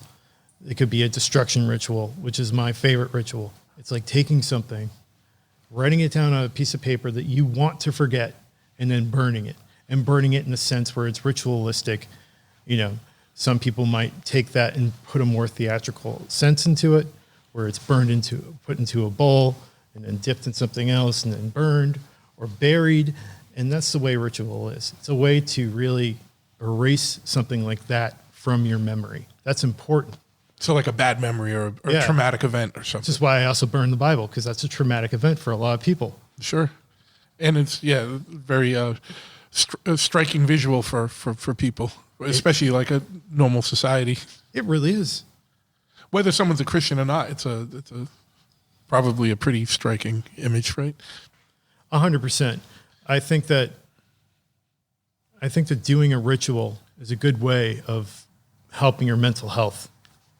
You know, everyone wants to be tough and be like, I'm going to go into work today and do a 16-hour, get drunk, go back to work the next day. Fuck you. If you don't take time, you don't take a day off, you're fucked. Your work is going to be stressful, you know? I get that.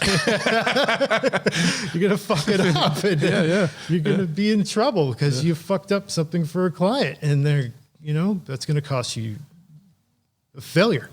Yeah. It's the failure of knowing that you failed and you fucked up. Yeah. You know, rituals are about not letting that happen to you. Interesting stuff, man. So you're kind of dipping into that world, whether it's the world of like fine dining, or also the world of like the Church of Satan.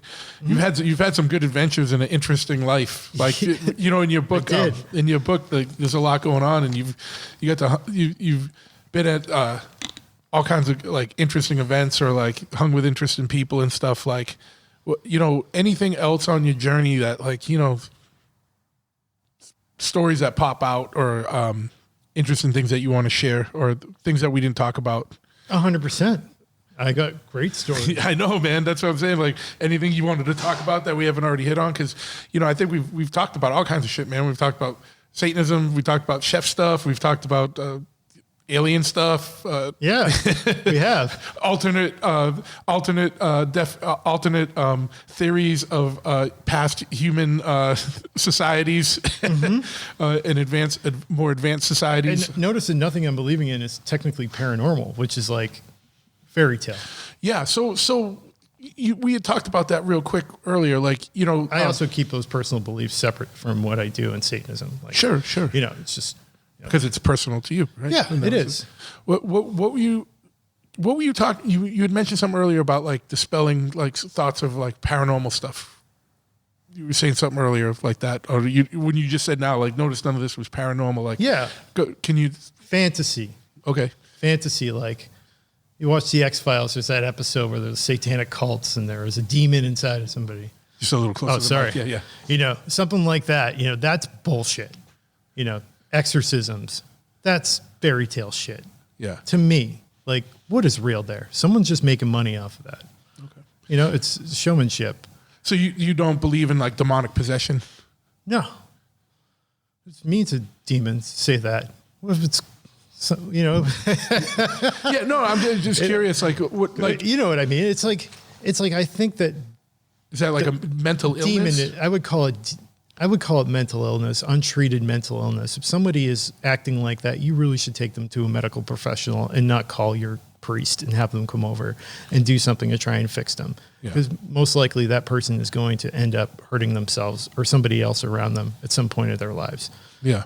And people like that are easily preyed on by a lot of these religions to get them to do things, to donate money to them, to give up their entire fucking houses, and themselves. And that's the sad part about the paranormal world, is that people will believe in that shit. And I think that as a human being, you should really look at the facts.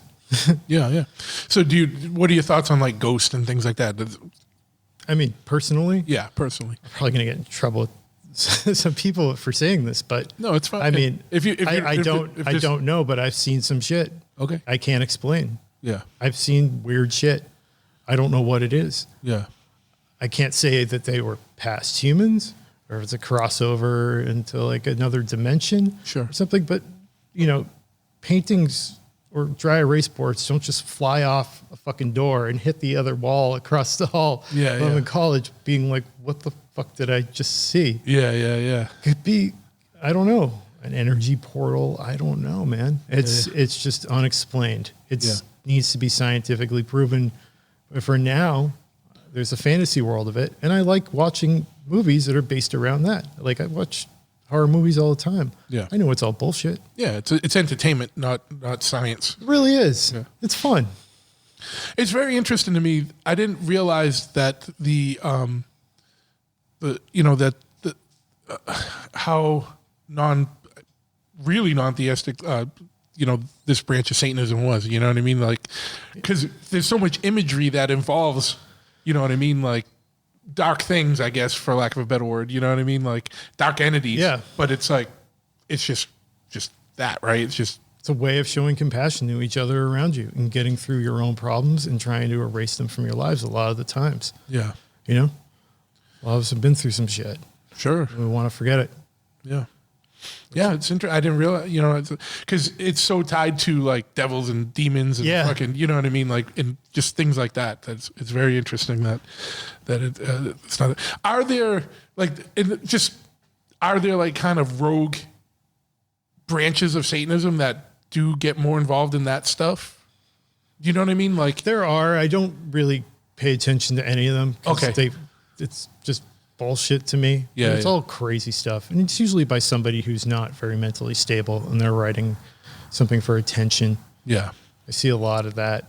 And they're usually trolls online. Sure. Nobody does stuff in public anymore. They just want to go and comment on somebody's Twitter as something reverend of their own made up church of something or other. Satanic buttholes or something like that. Yeah. And then people ask me, do you know this person? He's a satanic priest, they say. And I'm like, I don't know who the fuck this person is. Yeah. So there's just a lot of stuff, a lot of weirdness. What do you? I know you had mentioned something. I think it was in your book. I don't remember if it was in the book or something we talked about, because I've always been interested in the Process Church. Yeah, the Process Church of the Final Judgment. Yeah, Peter yeah. Gilmore. Yeah, not Peter Gilmore. Sorry. Yeah, yeah. That's the Church of Satan. Yeah. Like Timothy Wiley and all those people. Yeah, they were cool. Their imagery in their books, that they would put out back in the day, is like their old zines and stuff. Mm-hmm. Crazy. Like the art. Wild. The art is like fucking great. I love that stuff. Those books go for thousands and thousands and thousands of dollars. Oh yeah. Oh, the originals. Yeah. You can get. They have like the reprint. Like they got a. Yeah, and their concept on life is basically like God and Satan are the same thing, and it's the Process Church of the Final Judgment, and they had all the, the German shepherds and everything like that is their imagery, and George Clinton became friends with them. Yeah. It's so wild. Like again, 60s and 70s, just fucking wild times, man. Like crazy. Yeah. But have you ever was there something in your book about that, or did we talk about that? I can't remember. I don't know why it popped in my head. I believe I talked about the Process Church of the Final Judgment when I met Lucian. Of the Satanic Temple, he was involved in that. Okay. Helping try and bring it back in a cool level. Yeah. And I was doing the same thing with LaVey and Satanism, but on a safer level. Yeah. And that's how we became friends. I messaged the guy on MySpace because I was flying back to Boston. He called my phone within an hour. We were going bar to bar, partying, and ended up in Chinatown at 4:00 in the morning, and did it again a couple weeks later. And we were buddies. And then I moved back here, and all my friends had either dispersed or moved away. That's what happens when you grow up. Yeah. He was one of the newer people that I met of my new life. Yeah. And my new life also consisted of people that I worked with. People that, at Celle de la Terre, they became my family, or at the restaurant I worked at before. Yeah. So, I got to imagine that if you're doing like the work involved in one of those kitchens, especially if you guys are doing like these 17-hour days routinely, there's got to be some kind of bond there that is beyond like a normal regular 9-to-5 job. 100%. It's like a family you joined, and they're there for you and you're there for them. And if something happens in the family, like somebody dies, which has happened before at the restaurant I worked at, we lost a couple people. It's very devastating. It's worse than anything I could tell you. And I've never experienced that in the work setting until that happened. That's shit that they don't teach you at culinary school. Yeah, yeah. You know, this is life lessons. Yeah. And it's good to work through them, because somebody you know is going to go through the same thing, and you have to be there to help them, just like they have to learn to help somebody else. Just like I'm helping out my dog. Or your dog's helping you. Oh, he's definitely helping me out. Yeah. He gets me in shape. I walk him around all the time, walking for miles. He's a good boy. Yeah. He's a hound, so he gets tired from sniffing. Yeah, yeah. That's why he's getting all tuckered out. He sniffed everything around. Yeah, yeah. It's bananas though. Like, what is it? Their sense of smell is 500 times greater than ours. Like something like 5 million times. They can smell into the ground 40 feet deep into concrete and all that stuff. Yeah. He's smelling the remnants of that thing we threw away. He keeps jumping up on the table looking for it. He's obsessed with it. Yeah. It ain't there, buddy. This dog is something else. Yeah.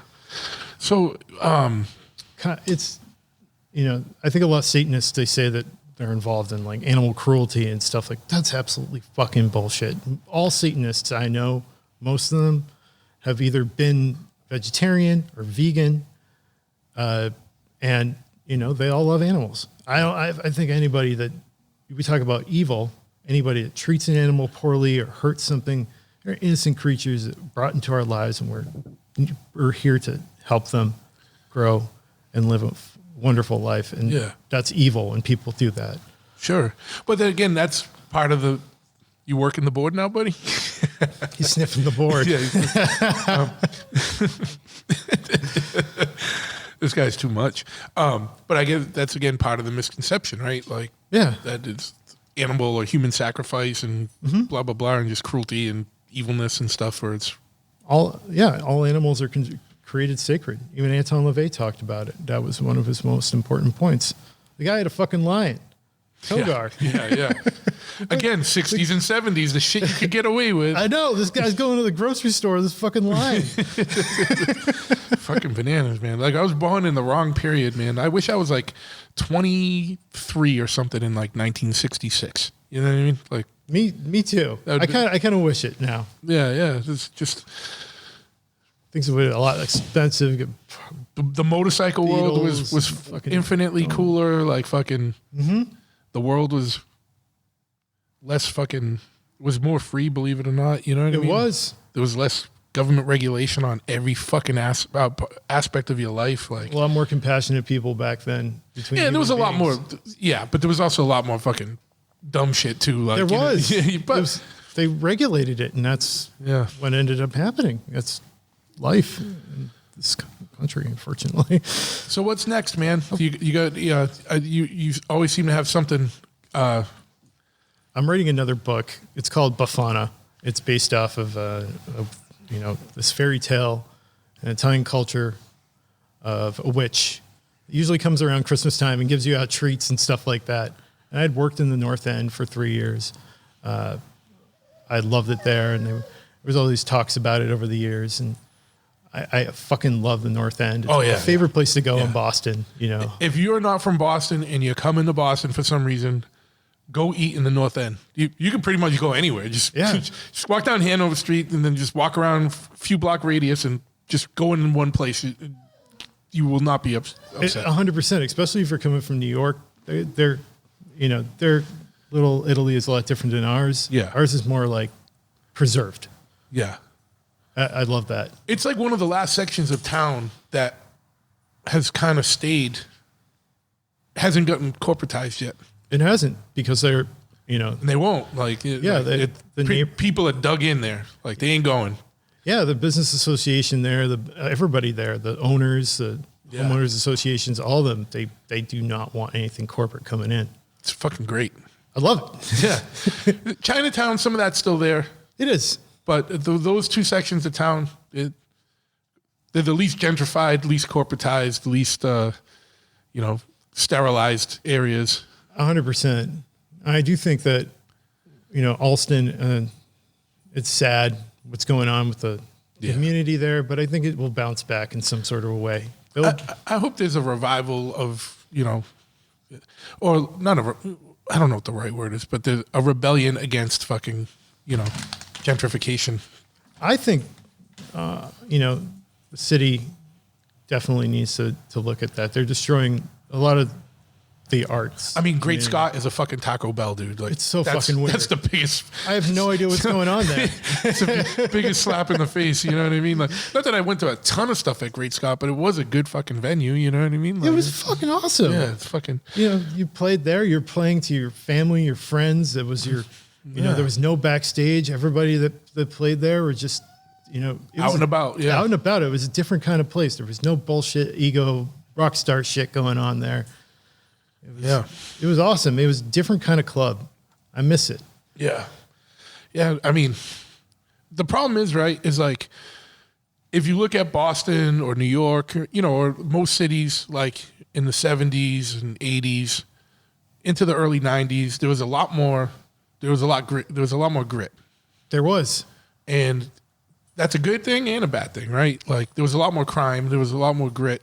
But there was a lot more personality, or there was a lot more, like, it was cooler. Like, there was more independent small business. It wasn't like every corner was Starbucks, Dunkin' Donuts, fucking Taco Bell, fucking they could have McDonald's. It was there was a little bit of that, but it wasn't the predominant force. Like, you know what I mean? Like I remember Times Square was sketchy electronics store, liquor store, peep show, porn store, strip club. Go there at 18. I'm like, what's going on? Then that again, like, it was just that same thing again, sketchy electronics store. Yeah. And then there'd be a dude in a van that was trying to sell you a VCR in a box or a camcorder, and it was just a brick in a box. Fake watches and all that stuff. Just fucking shenanigans. And now it's like Planet Hollywood, some Disney fucking store, fucking whatever. And it's funded by corporate America. Yeah, what they want to be moving into those neighborhoods. Yeah, with that money, and then the people that do have money that move there go, "This is fucked up. I don't." It's just there needs to be a preservation of that in some sort of a way, protection. Yeah, well, and we brought up COVID and stuff before, and this is not dealing with the issue and the politics around COVID itself. But and I'm not talking about anything to do with the disease or the vaccines or any of that stuff. But that time period, there's never been a greater transfer of wealth in the whole entirety of human civilization. It's true. And people that had money made ungodly amounts of money, and then at the expense of middle and lower class. And they did. There's never been a greater divide. There was never been a bigger transfer of wealth. And 45 to plus % of all U.S. small businesses permanently out of business. It's true. And a lot of billionaires are now 5 times more expensive than they ever were. Yeah. Well, because, when you say mom and pop stores can't stay open and that people can't get together to see their family on Thanksgiving, but you can go to Walmart on Black Friday, sends a message. Like, you know what I mean? Like, who's the government repping? They ain't repping the people. They're repping, who are they beholden to? You know what I mean? You can see that's the beauty with growing up is, hoping that you're going to get new people that come into office. Fortunately, they're seeing this happen and make these changes. That's the only thing we can hope for now, man. Oh, yeah. Is that politicians that actually give a fuck start coming up? Yeah. I'm not gonna hold my breath, but I'm gonna hope that happens. You see some good ones. There's a couple good ones, and they're coming. They're coming on the left and the right. You know what I mean? They are. There's good ones on both sides of the fence, and there's shitty ones on. There's way more shitty ones on both sides of the fence than there are good ones. But hopefully that the tide turns a little bit, because that people start going, all right, enough's enough with all this fucking bullshit. Like, because I feel like we're getting to a breaking point. Like, I don't know if it's just a general feeling or if I just feel that way because I'm stressed the fuck out. But yeah, I don't know. You don't need to see more of those fucking buildings popping up everywhere. You know? Yeah. It just takes away the soul of a city. Yeah. We don't, and you don't need a Starbucks on every corner. No, you can don't. walk. You can walk a couple blocks, or just find a little cafe that some couple or some dude or some woman opened. Go there. Yeah, they need your money more than. That's why I like going out to the suburbs more than hanging out in the city on my days off. I like to go and support small businesses. Go up to Concord a lot. Yeah, a cool coffee shop. It's called like hot coffee or something like that. You know, I'll go around. I like doing that. I like helping out small businesses. Sure. The city feels a little bit corporate. Yeah. Know what I liked about what I respected in your book when you were talking about, like, you'd go to a town or wherever you were, you always made sure, like, you going out to eat was like doing research. It was. For your craft. It was. And you took it serious and you were like, all right, this is the taste profile of this and how can I do this or make this better? Right. Like you go to a town and you eat their version of a roast beef sandwich, and the first thing that comes out of your mouth, say this sucks, but that's just how they've been fucking doing it forever. Yeah. So you're eating something really fucking cool. Yeah. That's an experience. Yeah. That's what I wanted. I wanted to be able to incorporate that into my food. Yeah. It's about knowledge. What was the biggest, like, sorry, I wish we had the video for this because Jack was just sitting there so looking at both of us as we talked, like so into the conversation. As soon as we talked about food, he just was sitting there quiet looking. He's like, he knew. I know. Motherfucker knew we were talking about food. He's like, oh yeah. He's like, I'm into this. Food-driven dog. Yeah, look at him. Now he's all over me. Like, as a chef, like, obviously you go to culinary school and you go work in different places. Like how did you learn, like, what were the biggest lessons? Like, how did you, like, what were the biggest, am I making sense? Yeah. Saying this, like, yeah. Like, what taught you the most? Was it me? Yeah. I taught myself. I was given a path. I was given the basics to work off of and work with. It's like you go and learn musical theory. That's not going to teach you to become a musician. You have to come up with it on your own. You have to deal with what comes with that. Yeah. So going out, working in the industry, being humble, keeping my head down, my mouth shut was the most important thing. If I, that industry is so fucking brutal. Like, even when you were working at a place and you had a certain position, and then the new regime came in, they're like, oh, you're demoted and you're going to still work the same hours, but we're only going to pay you for this many hours. They work. And it's like, what the fuck, man? Like, how demoralizing can that fucking be? But like you said, you stuck it out and got what you needed from that place, and then I did. went to the next one. I didn't want to leave that family. There were other people there that relied on me to be there. And I waited until there was something in place. Yeah. I see a lot of kids nowadays not doing that repeatedly. That hurts me more. It's when people are like, oh, I'm giving my notice, but we really need you. Can you stick around and help us find somebody else? I've seen that happen. Oh, yeah. And they're just like, yeah, well, my notice is like this weekend, so I'm really sorry I couldn't go. Yeah, yeah. And you're like, oh, okay, yeah, sure, whatever. But then it makes me hurt because I know that person's not passionate and that person doesn't care about even themselves. And they're going to do something to fuck themselves up. And it's now my name on their responsibility because they're going to look back on me as a leader. Yeah. Or you. Yeah. It's crazy. Like, I didn't, the level of passion in culinary arts is fucking, I never realized it. You know what I mean? It's until reading your book, like, and then a lot of things make sense. Like, you know what I mean? Like, cause I worked as like dishwasher and stuff, like in places, but then you see the cooks and it's like, all right, now that all this shit makes sense. Like, I didn't pay attention to it as a dishwasher when I was a kid, you know what I mean? But now owning a bar that has an open kitchen, like, you can see some of that, like, cause we have a chef that like is our prep guy, who's semi-retired. Well, he's retired, but he works for us for a few hours, but he's been in the industry 40 years and his take on things is way different than like a kid we hired. You know what I mean? And Yeah. and we hired people to help us get set up, and they promised us a lot of things, and they walked out the first week, right? You know what I mean? And thought they were going to be irreplaceable, and we had that motherfucker replaced the next day. You know what I mean? But it's still like, you know what I mean? Like different personalities, different levels of ego and fucking whatnot. And it's a wild world, man.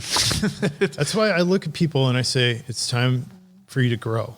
And you're going to have to learn this. Do you want to grow? Do you want to become better? Do you want to become more successful? Yeah. You got to go through these things. Now, I'm going to start you off at the beginning, and then we'll move you up. A lot of people think that you're just going to go right to the top. Yeah. It's like that in a lot of things now, like tattooing. We were talking about this. I was talking this about with Johannes on the last episode. Like, people don't want to do a proper apprenticeship anymore. They just want to start tattooing and own a shop. Mm-hmm. It's like, bro, you've been tattooing a year and a half, like, and you're opening a shop. Yeah, I'm quite aware. Yeah, it's like, I don't know. That's not really how it should go. You know what I mean? Like, it's like they're trend on social media. Yeah. I'm not a trend on TikTok Yeah. as much as these other guys that have never really had experience. But is that happening in like the culinary industry now? Yes. Do you see that more? Like, there's see just a more people have this entitlement without work. A lot of people that decided they like to cook at home, and they come up with a gimmick and a name, and they make themselves something on TikTok and YouTube. I think a lot of them that I watch that do that are awesome.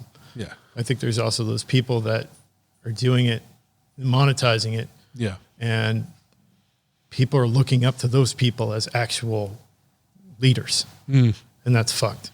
Yeah.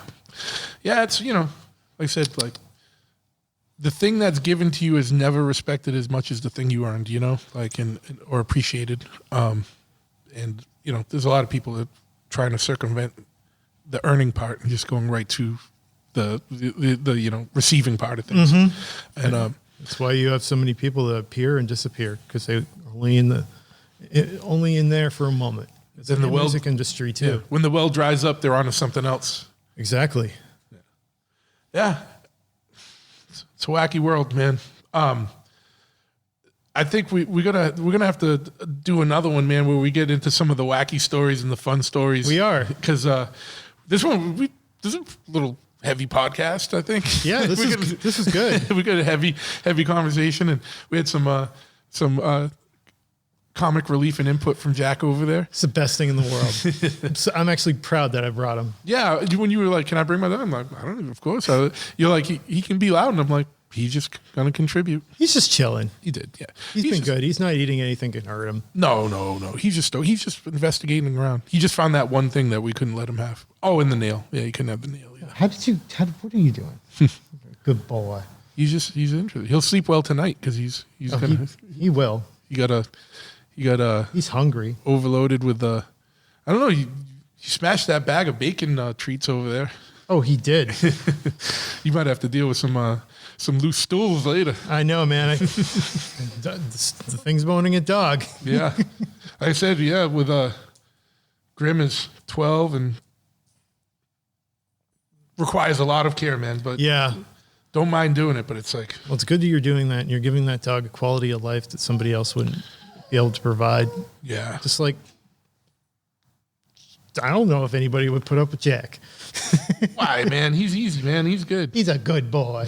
He's just excited. He's a very and he wants attention. And he's like, all right, what are you guys talking to those microphones for? He's like, talk about food again. Jack, you a good boy? Yes. Well, so where can people find like, I know you have the cookbook and the kind of like your autobiography or life story book. Yep. Where can people find those? People can find A Movable Beast. They can find it on Amazon for now. Yep. Until I find an actual distributor. I'm working on it. I'm trying to go down that road. Yeah. But for now, you can buy it direct through Amazon. And my cookbook, you can go on the SatanicChef.com and buy copies that way. I manually will send it out to you. And the process of that takes about 2 weeks. So be patient. See, it's not Amazon. If you'd ordered it Monday, don't email them if you don't have it Tuesday afternoon. Relax. Exactly. Give it a couple of weeks. It's old school. You might get something special in the mail, maybe a copy of my book. So, A Movable Beast. But, I really hope that story gets out to people. Yeah. I want that to help people more than anything. Yeah, I mean, it's a very, you know, there's a lot you overcame we didn't get into, like, you know, with alcoholism and stuff. And Yeah. I've It's a disease. I've had a few friends be in the exact same boat, and luckily they're all doing well. And it's always good to see a story where it has a good outcome instead of a bad outcome. I was trying to get a picture of him. Oh, he's a good boy. That's entirely true. I really wish that some people would just take the time to realize how important they are to other people Yeah, man. and themselves. Yeah, because unfortunately we started talking over at an unfortunate situation over at Awake. You know what I mean? Like, I know we did over a dear friend. Yeah. And, but if anybody needs to reach out to somebody, you can always try and message me. You can reach out to different groups. There's AA, NA, you know, just come. Satanic Sober Faction now through the Satanic Temple. Yeah. Come talk to Jack. Talk to Jack. All right, buddy. All right. It was good talking to you today. Let's Yeah, let's you have too. a part 2 coming up soon. Yeah, let's do something. You said you got a new book. How far are you with the new book? I'm in the beginning stages right now. So what do you think? Like another year or something? Probably, yeah. We can do something in between. Yeah, absolutely, man.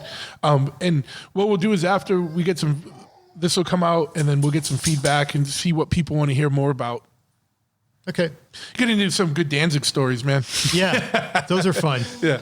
I think with somebody like Danzig, a lot of people don't see, and I'm just going to say this, is a great leader, and people can learn a lot from that. Yeah. I think he's getting ready to leave. I think he's ready to go get his ready food. to go. He's like, I'm fucking hungry. Let's do this. Let's wrap this up. So, Instagram, the Satanic Chef. Satanic Chef Official. Official, that's right. That's right. And you can follow Devil Street Food Catering on there too. And you can find my website for catering, devilstreetfoodcatering.com. And you can reach out to me personally and I'll give you a quote. Okay. And what I'll do is in the show notes, we'll have all that. So you don't have to remember it if you're driving. You just click. That's my sous chef right there. Yeah, dude, he's ready. But yeah, man. So I'll have all that in the show notes for people to check out. And thanks a lot for coming on. It was fucking good talk, man. We talked about all kinds of wacky stuff. We did. Which is good. And people love that. And our so, buddy Jack right here. yeah, dude, he's all over my lap while we're talking. He's running back and forth between us. He's excited. He's ready to go home. He's ready to go. All right. So on that note, let's wrap this up here. Thank you so much. All right. Thank you.